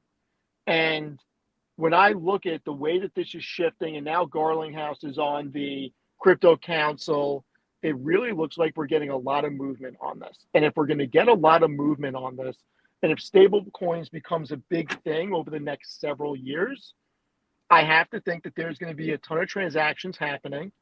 That means ETH is going to get burned with every transaction, and that does not include tokenization. Yeah. And after O'Leary bought the Jordan Kobe card for $13 million, and in the interview on CNBC where he said he wants to have an index, I don't think that he's talking about getting two people together and dumping $100 or $200 million into cards and keeping it in Iron Mountain for themselves. I think they're going to dump a couple $100 million into very rare cards, and then they're going to expand it into collectible cars and other things, and they're going to build an all-encompassing collectible index from art to cards to cars. And they're going to tokenize it. They'll use Ethereum. We know that O'Leary is very deep into the crypto world. I think that they'll use a smart contract system from Ethereum. I think they'll build the index around it. And I think that you're going to see real tokenization of assets. And if all that happens, you're going to see a lot of transactions on the blockchain. You're going to see ETH getting burned. And with the amount of money moving in from these treasuries, I just think it's a perfect storm over the next several years that can really push Ethereum higher. And that's why I'm buying four things. I'm buying Ethereum, I'm buying BMNR, I'm buying SBET, and I'm buying the Ethereum machine, ticker ETH something, ETHM, I think, because I don't know which one of the three treasuries is going to do the best. So I'm just going to buy them all. Why do you like the treasury strategy for exposure to Ethereum? Because ETFs can't, to my knowledge, stake. And the treasuries can. And the treasuries can also restake and stake through DeFi. And I would trust them to do that. Look, if for some reason New York allows staking, which they don't right now, which is, I do not understand New York policies. It doesn't matter. Like, I should be allowed to stake. It's my coins. It's just ridiculous. That's a whole nother conversation. But I would trust that these treasuries know what they're doing before I do. And for them to restake and do all the DeFi stuff to pump up the yield, that's immediately accredited to the balance sheet and increases the ETH per share. And I do think that there's a world where these companies get a MicroStrategy multiple over time. And also, I think that Ethereum really does have the ability to go to 20, 40, 60,000 over the next 5 years and higher. And 60,000? look, I will tell you right now that there is zero reason why Ethereum can't eclipse Bitcoin from a market cap standpoint. In fact, it should be worth way more than Bitcoin. Bitcoin has no use case. You're not using it for transactions. It is only a store of value because people deem it a store of value. You could deem a rock a store of value. I mean, in fact, we do. It's called diamonds. But what are diamonds really? They're just rocks. So, I mean, nobody's using Bitcoin for those things.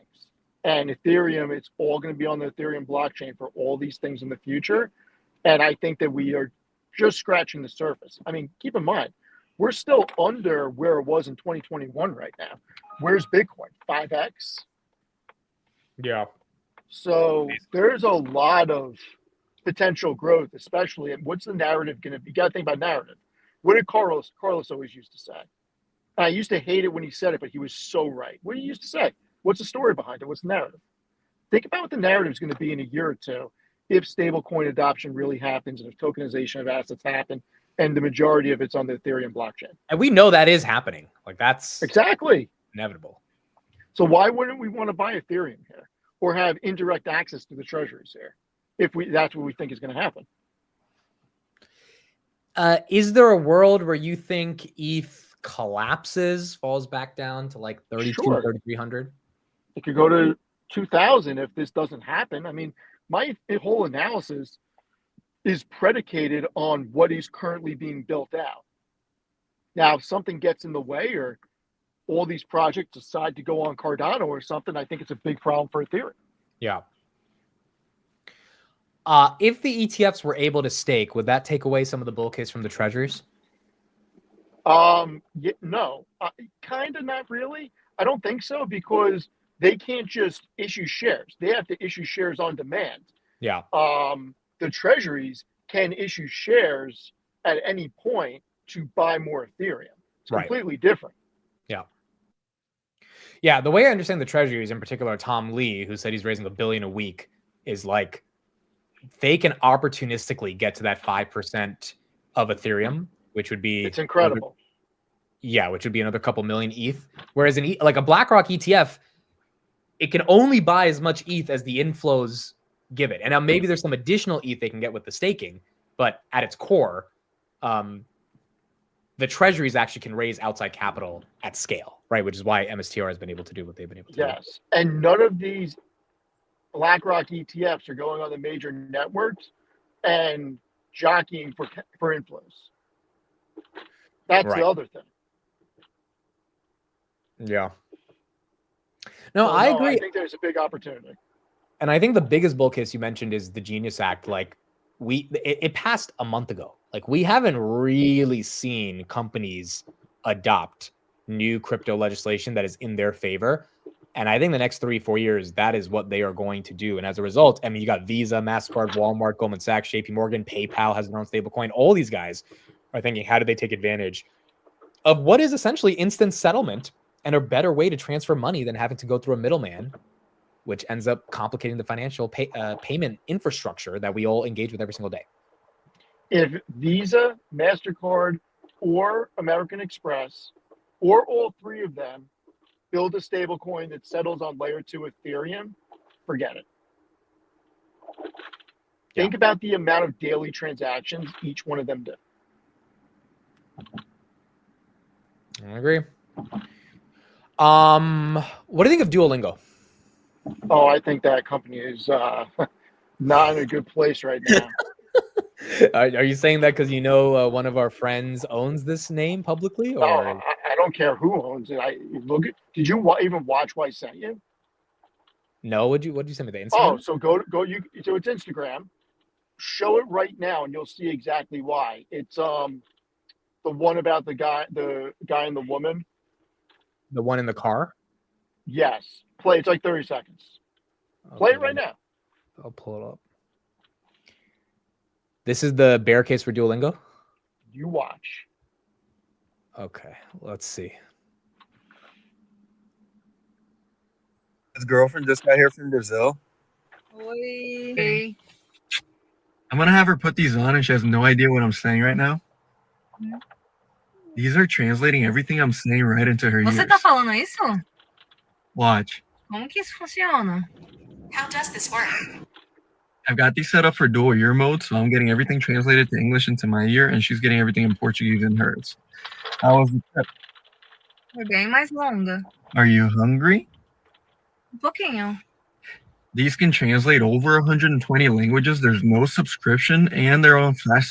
So my dad's girlfriend. That is pretty cool. So why would I need Duolingo when you can get that for, I don't know how much they're, let's just say $99.99 or whatever they are. And then that's just the first iteration. What happens when you can do that off of a cell phone? I'm sorry, but these whole translating service companies, I don't think there's any use case for them. It's all going to be automated. You can't tell me that Alphabet and Apple aren't going to have this in their next versions, especially if an independent company can make something like that. I mean, just stop. Okay, but the one pushback here is Duolingo is not about a translation service. It's about learning a new language. Right, but what I'm saying is there's no reason to learn. Why would you want to waste your time learning? There's no reason. You think people are going to become that immune to the to the excitement of a new language by putting in an AirPod and just going that route? Yeah, because it saves you time. Everything these days is about saving time and frictionless.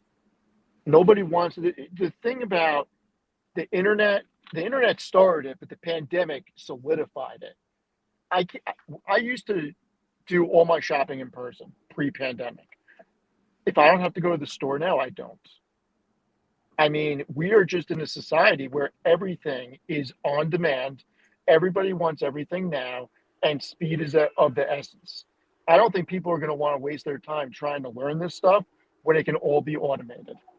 It's going backwards.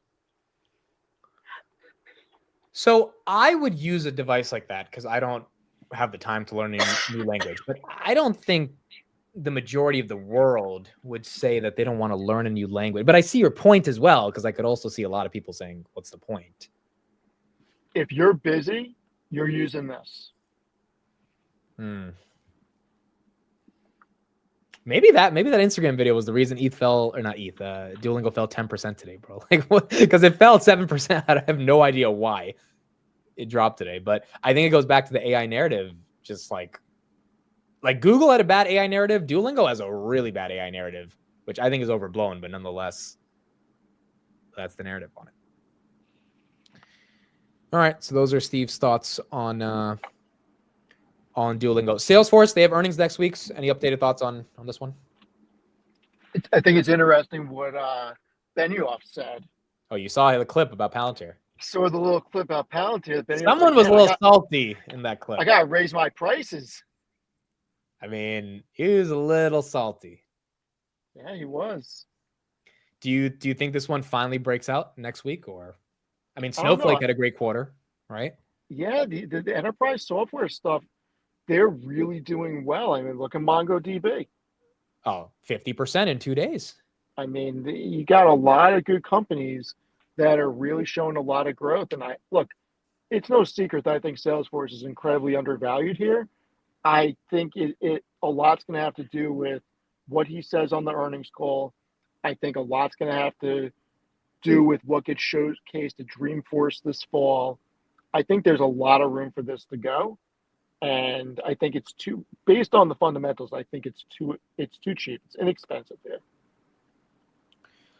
Are you buying shares of Opendoor? No. Would you ever buy shares of Opendoor? I don't know. Maybe. I don't. Right now, I wouldn't. Are you impressed at all by the community that's been pumping the name? No, because that's all it is pumping. I mean, seriously, are you selling a house on Opendoor? I mean, are you buying a house on Opendoor? Do you know anybody that's used it? I personally, no, I don't. But Same there are here. people that use it. Oh, I'm sure there are. I mean, they have revenue, but I'm not buying a house off a freaking app. No.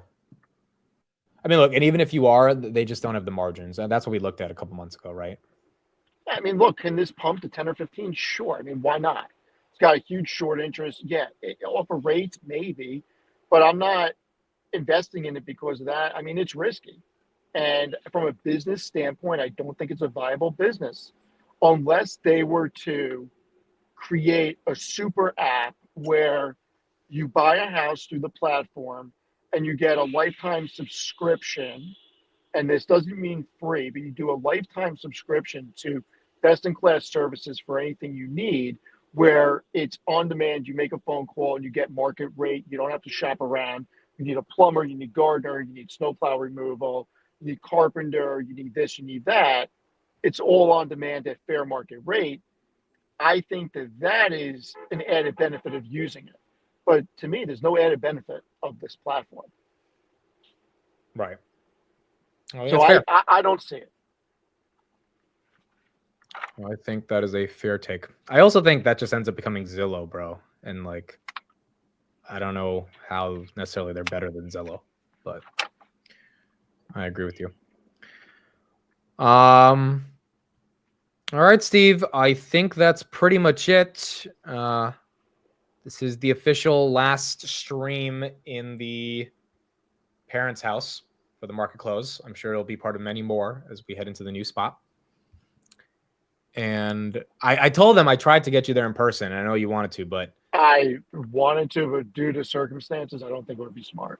yeah.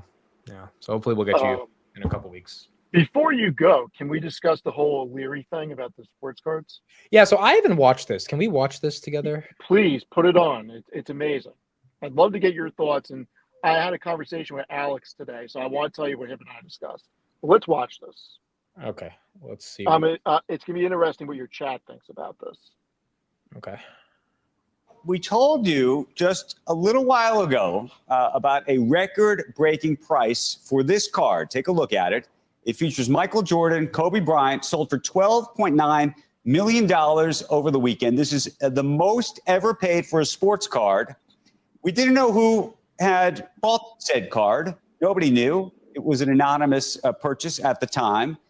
And as we're talking about it on the air, I get a text message from the man who says he is the buyer of that card.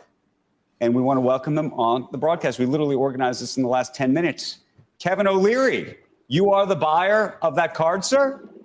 I'm one of three. We formed a syndicate, so we didn't have to compete with each other. Matt Allen, Paul Warshaw, both legends in the hobby. Shine is the nickname of Matt Allen. He was the guy that did the research, but we bought it together. Yes, we did. And I'm very proud to own it. I've been looking at this asset class now for 3 years. It's an extraordinary return, as you just said yourself on your own card. Yeah, so hold on. But so you've been looking at this specific card. Do you own a lot of other basketball cards? Yes, we do. We do. We've been very, very specific. I've kind of looked at the research back in contemporary art and modern art. The majority of the capital gains accrue to the rarest Pollocks or, Warhols, pieces that are extraordinarily priced, you think, and then you wait a decade and look at them again and see you get extraordinary capital gains. It's a very thin market, but as an alternative asset class, I'm all in, Andrew.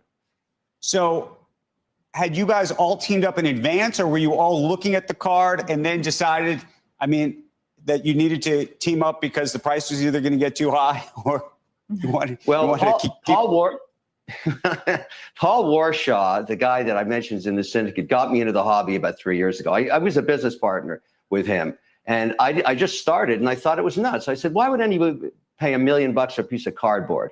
He said, you don't get it. And I slowly kept looking at the numbers. I'm the analytical guy in the group. I just kept looking at the numbers. Those two guys are crazy hobbyists, but together, we did do that. We stayed up till 3 a.m. On Saturday night. One of Matt, or Shine as he's called, was in Spain. Warshaw was in Miami. And we got together on a Zoom. And my wife thinks I'm nuts. I can tell you that. She just went to bed saying, this is too crazy. You guys are all crazy. And I woke up with her the next day and we owned the card. Kevin, great to see you. It's Wilf here. What do you think is driving the incremental values for this? Because it is different from those classic old pieces of art that could be hung in a museum and tons of people will come and pay and see. This is shared between three of you. You're not even really going to be looking at it. Do you think it's just driven by the growing 1% or 0.1% of wealth at the top end that has more money to spend, or not?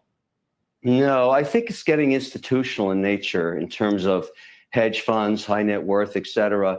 Remember, these cards stay in vaults in perpetuity. I mean, I may handle it once in my life, but it's an image that is passed around digitally. You showed it. It's on my phone. It remains there that way. Everybody knows about this card. That gold logo man made it magic, and it's one of the most coveted pieces on earth. It's no different than collectible watches in some way. An FP Journe, which I'm wearing on my wrist, it reminds me of that market. It's so rare that the prices continue to appreciate, and they seem to defy recessions. Kevin, so this price tag with $13 million effectively, when you mathed it out for your business partners, you said, we're going to get X return on this when? What are you even looking at in your mind? I don't think this piece will come to market again during my lifetime, Andrew. It's going to be a part of an index that I'm going to continue to grow along with my partners. We look at it no different than our Bitcoin holdings, our Ethereum holdings, our gold holdings. For me, this is going to be a 5% weighting in my portfolio, maybe more. I don't see it any differently than any of those other asset classes. However, it's a lot more fun. The people I'm meeting in the hobby are truly crazy. Okay, so he paid $13 million for an image. It's not an image. It's a Dude, physical card okay. that was signed by Jordan and Kobe with two logo mans from their jerseys, game worn. He paid $13 million for an NFT, bro. Either way, did you unpack the most important things that he said? Yeah, the institutionalization. It will be of the part card. Yeah. of an index that he is going to grow with his partners. He's straight up said that this is not the first thing they've bought. This is going to be roughly a 5% weighting in his portfolio. So for every $1 billion that he has, that's a $50 million allocation. It sounds like a alternative assets index, which is fair. I think that makes sense. A lot. You said you want to know what the chat thinks. A lot of the chat is thinking this is a toppy thing to see in the market. Oh no! Let's put it this way: you go to the shows that I go to, you'll see this is not toppy at all. I mean, you can't. You used to go to shows to get deals and pay 80% of comp. You can't even get 95% of comp for cash these days. It's insane.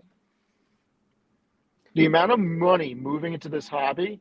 And I don't know what I should or shouldn't say from my conversation with Alex. All what I will say is from talking to him, the amount of money that is moving in and the amount of people reaching out to him. And when I say a lot of money, I'm not talking about 50 grand or 100 grand. Like there is a tremendous amount of money moving into this and building out real positions as if it was equities. I think the bear case here is that all that money is because of excess liquidity. And so it's trying to diversify. The bull case is that there is a legitimate market that has, in my opinion, I don't even know if it's an opinion, I think it's objectively true, zero utility, like at all. There is nothing useful about this market. But the nostalgia of a Pikachu card is enough to create supply and demand, which is leading to Kevin O'Leary paying $13 million. There is no utility. You are 100% correct. There is less utility than Bitcoin. But nostalgia is a real thing. People are paying real money for this stuff. Patrick Bet-David. That doesn't scare you at all? That there's no, I mean, you don't like Bitcoin because there's no utility. No, because this is different. This is emotions. This is something that's been around since the 30s and 40s. This is something that has been mainstream for decades. There is an entire business structured around this, not just from card shops, but from actual conventions and regional shows. This is big business. The amount of eBay listings that end every day, the Fanatics website, Michael Rubin buying tops. This is not stopping. And Michael Rubin, his goal is to 10x the hobby. The players are now getting involved. There are sweeps, or there are certain cards where if you pull it from a pack, Michael Trout will follow you on Instagram. There's a lot of things going on with it. And I do think that this is going to be very big. So my question is, why is this different than CryptoPunks in 2021? Because CryptoPunks are fake. These are of real people. These are collectible. These are 101s, 105s. Well, They're Pikachu's not a real autographed. person. But I'm not talking about Pokemon cards. A Michael Jordan autographed card with a piece of his jersey on it is incredibly rare. Jordan does not sign a lot. Yeah. And there just are not a lot of these cards. And the amount of people that want to own stuff of his or Kobe since he passed away is incredible. Now, you look at Patrick Bet-David, he offered, I believe, $20 million for a 52 mantle, and he got turned down.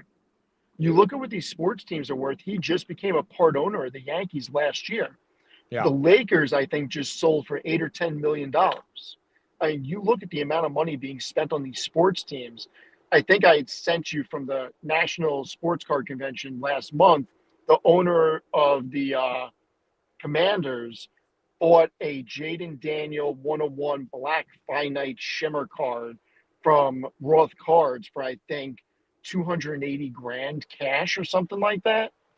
And they're going to showcase it at the stadium. Dick's Sporting Goods is getting into the hobby, and they're going to be building out a showcase at their flagship store. I think and Tom Brady, greatest quarterback of all time, now owns 6 card shops. He just opened up a shop right across from Wembley Stadium. Look, you have a point on the tangibility of something real, because I have an autographed Alex Carr hat that, I'm going to keep forever. Yeah. And I think that, if let's say Palantir gets to like something crazy in terms of valuation one day, $5-10 trillion company, who knows? That hat's probably going to be worth a lot just from an economic perspective. Same thing with Jensen. If Jensen signs a piece of paper, if video goes to 20 trillion or so. So you have a point around Jordan, Kobe, etc. I guess my only pushback is, do you have any fear that it's becoming a little bit too much hyped up right now? No, because I've seen what the cycles look like, and you could definitely get another bear market in there. The difference is, to me, the big difference, you have all the people that are my age that have money now and want to collect because they can collect the way they want to collect. The hobby is much different than it was in the 80s, and they're doing it with their children, and their children are going to remember that this is something that they did with their parents, and they're going to continue forward. And I'll go as far as saying that I think this is now modern day art, and I don't think Pollock or any of that stuff, I don't think you're going to have artists the way that you used to back then, because back then there was none of this stuff. I think this is now modern day art, and this is going to take it over. Yeah, and your point about kids is a fair point. Like, a lot of these kids on Instagram and TikTok, they're in this culture heavily. Oh my God, it's insanity. I told you when I was there, my buddy bought, I think, $2 grand or $3 grand worth of cards from this 14-year-old that had a booth with his little brother and his uncle, and he was telling us that he bought $30,000 worth of cards the day before. A 14-year-old, and he's just sitting there as a vendor, wheeling and dealing. Right. I'm telling you, the hobby is getting huge. There's a lot of eyeballs on it. There's a lot of institutional money coming in, and I think that you're going to get tokenization of the biggest cards, and it's all going to be through Ethereum. It all ties back to Ethereum for me. That would actually be interesting. If O'Leary tokenizes this Michael Jordan card and people can actively trade it, I mean, yes, to me, that's what he's going to do, because he straight up said that he was going to build an index. He's not building an index not to sell shares of it, and he's not going to do it on a paper form. He's going to do it on tokenization through crypto. And to me, he's going to have to do it through Ethereum. yeah, and he has a lot of Ethereum, so he's incentivized to do it through an asset that he owns. Everything he does is calculated. It's just like the watch market. It's just like collectible cars. And I think that his index is going to transcend sports cards. He'll probably throw a couple of his watches in there.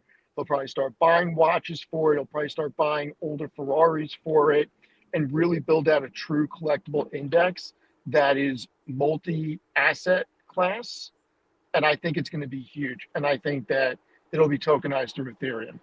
Yeah, and that really is the promise of tokenization, right? So the promise, which is different, I think, than NFTs. The promise of tokenization is assets that historically have not been able to be, like real assets, like a signed Michael Jordan card, or commercial real estate in Manhattan that's owned by some billionaire, for that to be traded back and forth in a liquid global market. And that's the whole nature of tokenization. It's like you can trade stocks, you can trade crypto. You can't really trade much other. You can trade commodities and futures, but everything else, that's kind of Vlad's vision of what if Robinhood users could trade anything they want at scale. And that just means the value of those assets, given there's so much more liquidity, obviously does have a better chance to increase. It'll expand because there's more liquidity. Yeah. And I guess the difference between this and NFTs and like the picture of a rock selling for 5 million is, you do have a point. The picture of a rock, why would you want to even tokenize that? There's no intrinsic value there. Whereas a signed Michael Jackson, one of my favorite artists, he's signed things in the past, and there are Michael Jackson fans that would absolutely bid on a signed MJ glove, right? Same thing as a signed Michael Jordan hoodie, or jersey. And let's go a step further. The big difference between this and CryptoPunk and NFTs, CryptoPunk NFTs are fake. Michael Jordan won 6 rings, and he's probably forever going to be the greatest basketball player ever. And his accomplishments are as real as they get and will probably not be overshadowed. And that is where the value in his cards are. Because there's a lot of pro athletes and their stuff isn't worth anything because they're not the best. Yeah. That's the big difference. You look at LeBron, you look at Kobe, those accomplishments are not going to get overshadowed. You look at Brady, 7 Super Bowl wins. I mean, everybody thought that Montana wouldn't get overtaken with 4. And then you got Brady with 7 Super Bowl wins and 5 Super Bowl MVPs. I don't know that gets shattered in the next 50 or 100 years. And you're going to see his rarer stuff get tokenized because it's going to be that valuable. And it's backed by his greatness in something that only very few people have the ability to even try to achieve. Which makes it scarce, 100%. So Makes it extremely scarce. Same thing with Messi and Ronaldo. I mean, yes. Oh my God. And this kid, Yamal, I mean, everybody's going crazy over this kid right now. Yeah. Okay, so I think that's a fair point. Final question to you then. Fed cut September, maybe some weakness. S&P, do you still see 7,000 by the end of the year? I actually wrote last night a economic article. I'm going to put it out when I get home on Next Zero Finance. I forgot to set up the auto publish, so I'll put it out when I get home. I did a macroeconomic, probably 800 to 1,000 words on it. And yeah, I see 7,000 this year, 8,000 next year, unless something changes. But I do think we're getting to 200 basis points next year by end of the year. In terms of cuts? Yeah. I think we're going down 225 bips over the next year and a half. I put the Next Zero Finance newsletter in the chat. You guys can subscribe to that. So that the rate, the 220 bips of cuts is the logic behind an inevitable 7,000 on the S&P. Well, you're going to get 50 to 75 basis points of reductions this year. And I think that takes us to 7,000 because now you have more liquidity, cost of capital is less. You have all these companies that have floating rate debt. They have less interest expenses they're paying that allows them to pump more into CapEx or pump more into expansion or even pump more into buybacks. So you'll see their share prices go up and all the money is going to roll up to the largest companies because they're the services that all these other companies need. And you'll see further earnings expansion. And I think that takes us to 7,000. And then next year, if you're at 7,000, you go to 8,000, that's 14.5%. That's less than what we've done the past couple of years. I agree. I mean, if we do get 7,000 this year, that would be back to back 20% years. Yeah, and there's no reason why we can't have that. Dude, was investing this exciting like 10 years ago for you? No. Like, this is a whole different world, right? In terms I wish I was your age. Like, this is a whole different world. You did not have access to information like this. You didn't have access to strategy. You didn't have this level of understanding. It's just, even, I look at how it's progressed over the past 20 years. And it's like 20 years ago was the dark. It was like the medieval ages in the freaking 1400s. And that's just 20 years ago. Yeah. I mean, think about 25 years ago. Think about 25 to 27 years ago. You actually had to make a phone call and talk to somebody to place a trade, and it cost you $34.95. Think about that. Yeah. Do you think all this narrative around AI being dead is just people trying to be the Michael Burry of AI recently? I mean, I think whoever is saying that is misinformed, and they need to do some research. Yeah, I think there's a lot of people that want to be the person who calls the top right now. Yeah, great. They obviously don't know how to read a cash flow statement. Because if you know how to read a cash flow statement, that's where CapEx is. You look at where all these companies are spending, they're not spending on widgets. Yeah. So I think they're just misinformed, and I think that they're just taking a shot in the dark. You don't have every company in the top 10 or 20 companies spending on this if it's a fad or if it's a top. They truly believe, the smartest people in the world believe, this is where they're going to accelerate their growth from in the future, and they're spending blank checks on it. To me, that's bullish, not bearish. We do have some breaking news here, guys. President Trump's global tariffs have been ruled to be illegal by a U.S. appeals court. The court found that President Trump has exceeded his authority by imposing them.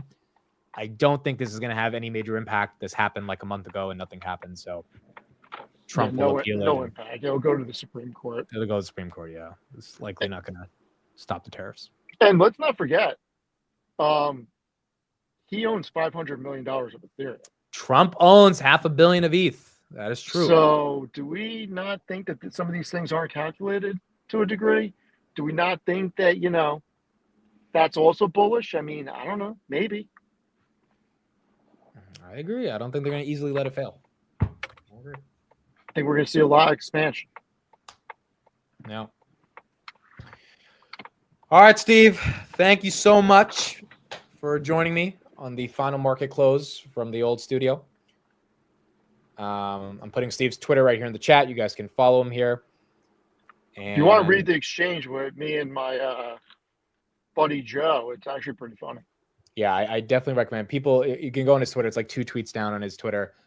Tanner covered it on his stream. I covered it on my stream. So a lot of people already saw it. But if you want to read through the whole thing, it's a good intellectual debate back and forth. And yeah, I think it's good. This is your first kind of public Twitter in exchange with someone.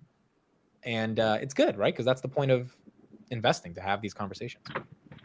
Yeah, I mean, listen, I'd love to have a conversation with them. All right, Steve, I love it. I will see you next week. You'll be on the show, and hopefully we'll get you in person at the apartment, and then we'll talk to everybody from there. Sounds good. All right. Have a good one. Later. All right, folks. That's it. That is a wrap. We are done. No Pouncer Weekly today. There's not that much Pouncer news. Also, Arnie can't make it, so we'll probably be back next Friday for Pouncer Weekly. So that is the end of August for me. There's going to be no Sunday Future Show because there is no market open on Monday. But we will be back on Monday with some technical Tuesday stuff because we missed it last Tuesday, and then we'll have the apartment stream as well. That's it. We are done. We are done. It is kind of crazy. I didn't really think today was the last day until I realized, oh shit, today is really the last day. So we're still going to have bricks. Might be a different flavor of bricks. I already bought the bricks. They ended up coming in 2 days. A very convenient brick delivery service. But yeah, the next 48 hours, I will be ramping up the design of this new studio. And that's it. And we keep going from there. That is it. Monday stream, probably like 7 or 8 p.m. Eastern. 7, 8, maybe like, no, it's probably, yes, let's call it 7 p.m. 7 p.m. on Monday for the apartment stream. So we'll be doing it then. and probably like 7 to 9. And it'll kind of be like a pseudo future stream as well, because we'll have the overnight markets opening at 8 p.m. So yeah, call it 7 p.m. Eastern, and then we'll keep going from there. Charles says, I actually feel a bit emotional. I've been used to seeing your room for the last year. Can't believe this is the last time I'll see you like this. Yeah, it is. Well, you know, we're moving on to a new set, so it'll be similar to some of the stuff you see in the background, even if it'll look different. But it is the last time you're going to see it like this. Now, if I ever come to my parents' house again and I'm have to stream, like if I'm staying over for the weekend or something, then, you know, you might see this background again. But I don't know what my mom's going to do with this room. I think she wants to do something different with it. So we're going to see. But yeah, this is officially the last version of it. It is not my birthday, even though Tom Lee thought it was on Sunday. But I appreciate all the happy birthday wishes. Quick call for next week, green or red. It is the start of September. Historically, that's red, so I'm going with red. But it would not surprise me if all of us expecting red, we don't get that red. It really won't surprise me. So I just like, dude, we got the Powell pivot. We know we got rate cuts and NVIDIA crushed earnings. We don't have to overcomplicate this. We really don't. And by the way, I do disagree with people saying at the top that Kevin O'Leary paid $13 million for that card, because I'm just thinking of it in general. If you had obscene amounts of money and your favorite artist, basketball player, entrepreneur signed something that was really special to you, you wouldn't care, right? You would pay whatever money it takes. This is not the average person buying something for $13 million. Whereas NFTs was a bubble because the average person was, you know, bidding 3-4 ETH for like some random picture of a rock. But if you're super wealthy, like Kevin O'Leary, $13 million is a drop in the bucket for him, especially because he split it with 3 people. To buy a signed Michael Jordan and Kobe Bryant card, like that's not really toppy to me. That's just sports memorabilia. And so the broader point is here, I do think there are some pieces of froth in the market, like the Open Doors of the world, but I don't think that's decimating the bull market unless we get a structural change in September, which as of now, we don't see. And as long as we don't see that, then I think bull market persists as we get towards the end of the year. Beckard, it's your birthday. Beckard, happy birthday. If it actually is your birthday, happy birthday. You share a birthday with Jose. It actually is Jose's birthday. It was his 33rd today as well. So he was on the show today. And happy birthday to you. Are you taking off the plastic off your TV at your new place? You know, let's just say when I post the picture of the TV, I'll make sure that Chad sees it. And the rest of you guys will see it. And it may have something attached to it. You never know. Might have something on the top left-hand corner that's attached to it. Becker says this is his birthday. Awesome, man. Happy birthday to you. Congrats on the birthday. I think we're getting into the birthday season now. September through December tends to be birthday season. October is wild for birthdays. Like, how many people have their birthday from September through December? Put it in the chat, because I feel like it is a massive amount of people that have birthdays, particularly around this time of the year. Like, summer has a lot of birthdays, but September through December has a lot of birthdays. So we'll be probably wishing happy birthday to a ton of people every single day. I got a Roku, and then I got another one, which it's a TCL. They're both 55 inches.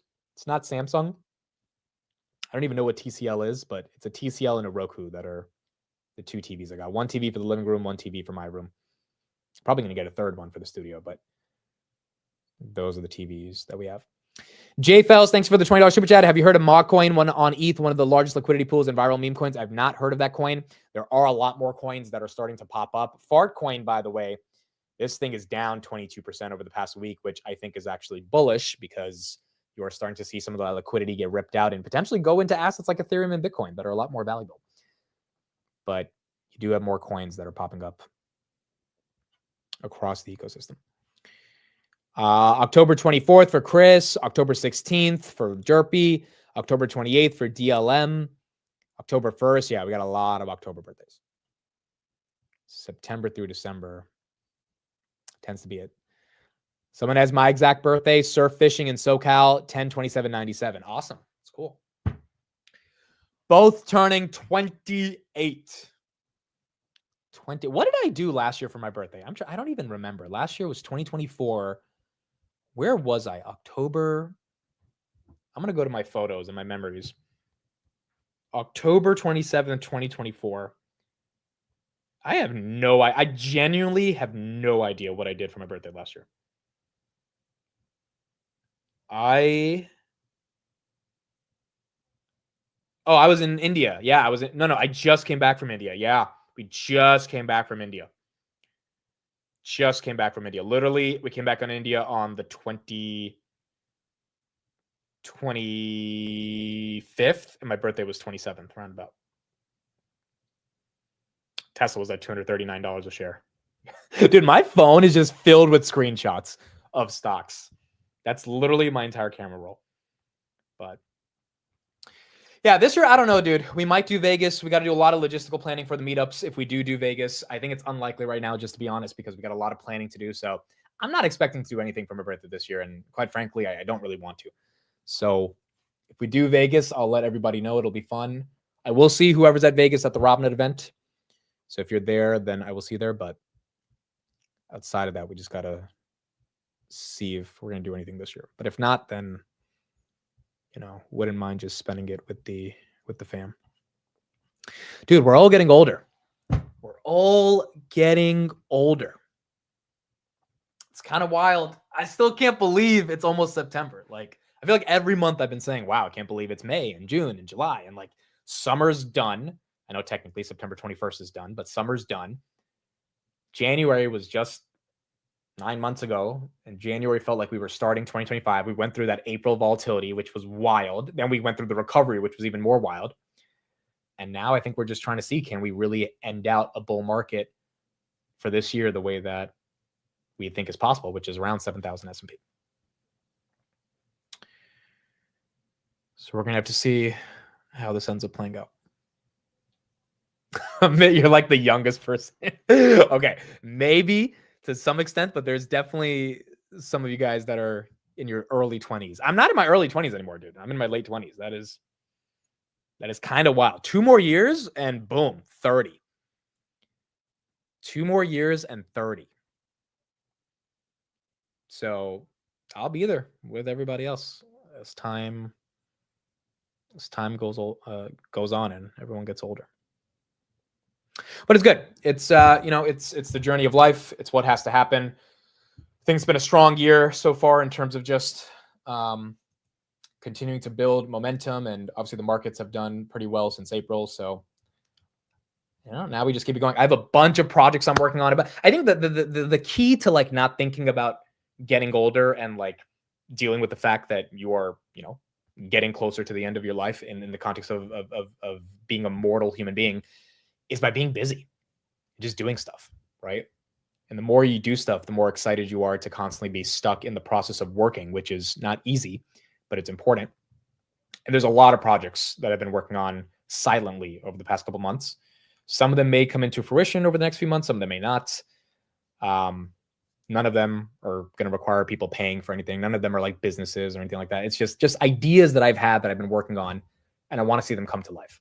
So part of getting the new apartment is going to give space to have a lot of those things come to life. So we got to keep working. We got to keep working. Can't get complacent. But I am also excited to have a little bit of more freedom in terms of independence. And it's not that I don't have independence in this house. Like I go out whenever I want. I can come late whenever I want. It's not about that. It's just having your own spot, being able to do what you want more so, on your own, while also working really hard. Because I think the past 5 years has been more about hard work versus any level of like enjoying other aspects of life, and trying to live a more well-rounded life by appreciating those other elements as well. But in the face of that, you can't stop working hard, because as soon as you do that, you get incredibly more complacent, which is not the idea. Amit, you started investing around the age that I started investing. I was 22 when I started. Yeah, and realistically, I started at like 19, didn't take it seriously until 22. Most of the young generation is starting at 15, 16, which is incredible. As Steve said, you got 14-year-olds selling cards at conventions. So I don't think it's stopping anytime soon. Element Boy, thank you for the super chat. Congrats on the big move and next chapter for the channel. All of us in the chat appreciate you and your rants. I got to finish this rant intro. Miami delayed a bunch of like things I had to finish up, so I will be doing that. By the way, if you sent a $20 Venmo or PayPal deposit, by tonight you should be getting all of it back. I gave back like 50% of the deposits. I just have to like physically sit there and send it back to everybody. So by tonight you should be getting your deposit back. And if you don't, just let me know on Monday. But everyone by tonight should be getting their money back. All right. That is it. We're done. Thank you all for being here with interest. Unfortunately, not with interest. It was the deposit for people who came to the Miami meetup. Some of you guys paid a deposit, but you just never showed up for whatever reason. Probably got busy, life went in the way, but you will still get your money back. So that should be up by the end of the year, or by the end of the day. U.S. Appeals Court says Trump's tariffs can remain in place through October 14th to allow appeals to the Supreme Court. Okay, so this news, again, that's breaking after hours, I really don't think it's going to be that big of a deal. Trump is going to appeal this. His lawyers are probably on it right now. The U.S. Appeals Court is not the highest court of the land. The highest court of the land is the Supreme Court. So very unlikely that the Supreme Court is going to strike this down. Otherwise, I think stocks would be reacting more aggressively right now, and that's not the case. So these tariffs aren't going away anytime soon, but we're going to see how this ends up playing out. 7 p.m. Eastern, Monday stream. 7 p.m. Eastern, Monday stream. So we'll be live from the apartment at 7 p.m. and we will be part of a new era for the channel. All right, folks, that's it. Thank you, everybody. Appreciate it. Means the world. Have a great, great weekend. I will see you guys back on Monday. September might be a little weary. Maybe raising some cash is not the worst idea, but I don't think completely exiting the markets is the best idea. I think we'll get through September no matter what happens. The most important thing is the labor market okay? Is inflation stable? And is earnings strong? All three of those things so far are intact based on the data that we've got over the past couple of weeks. As long as that data continues, we got FOMC in a couple of weeks. Earnings going into Q3 should be strong, and I think we should end out the year stronger than where we are today. So again, no market open on Monday. Market open will be Tuesday, so no future show on Sunday. But we'll basically have a future show / apartment stream on Monday night, which will then carry us into Tuesday. And we'll keep going from there. All right. Thank you, everybody. Appreciate it. The end of an era, the end of a chapter, and a new one will begin starting on Monday in the new apartment. Thank you, everybody. Love you all. Appreciate it. I'll see you guys on Monday. Bye, everybody. Have a good one.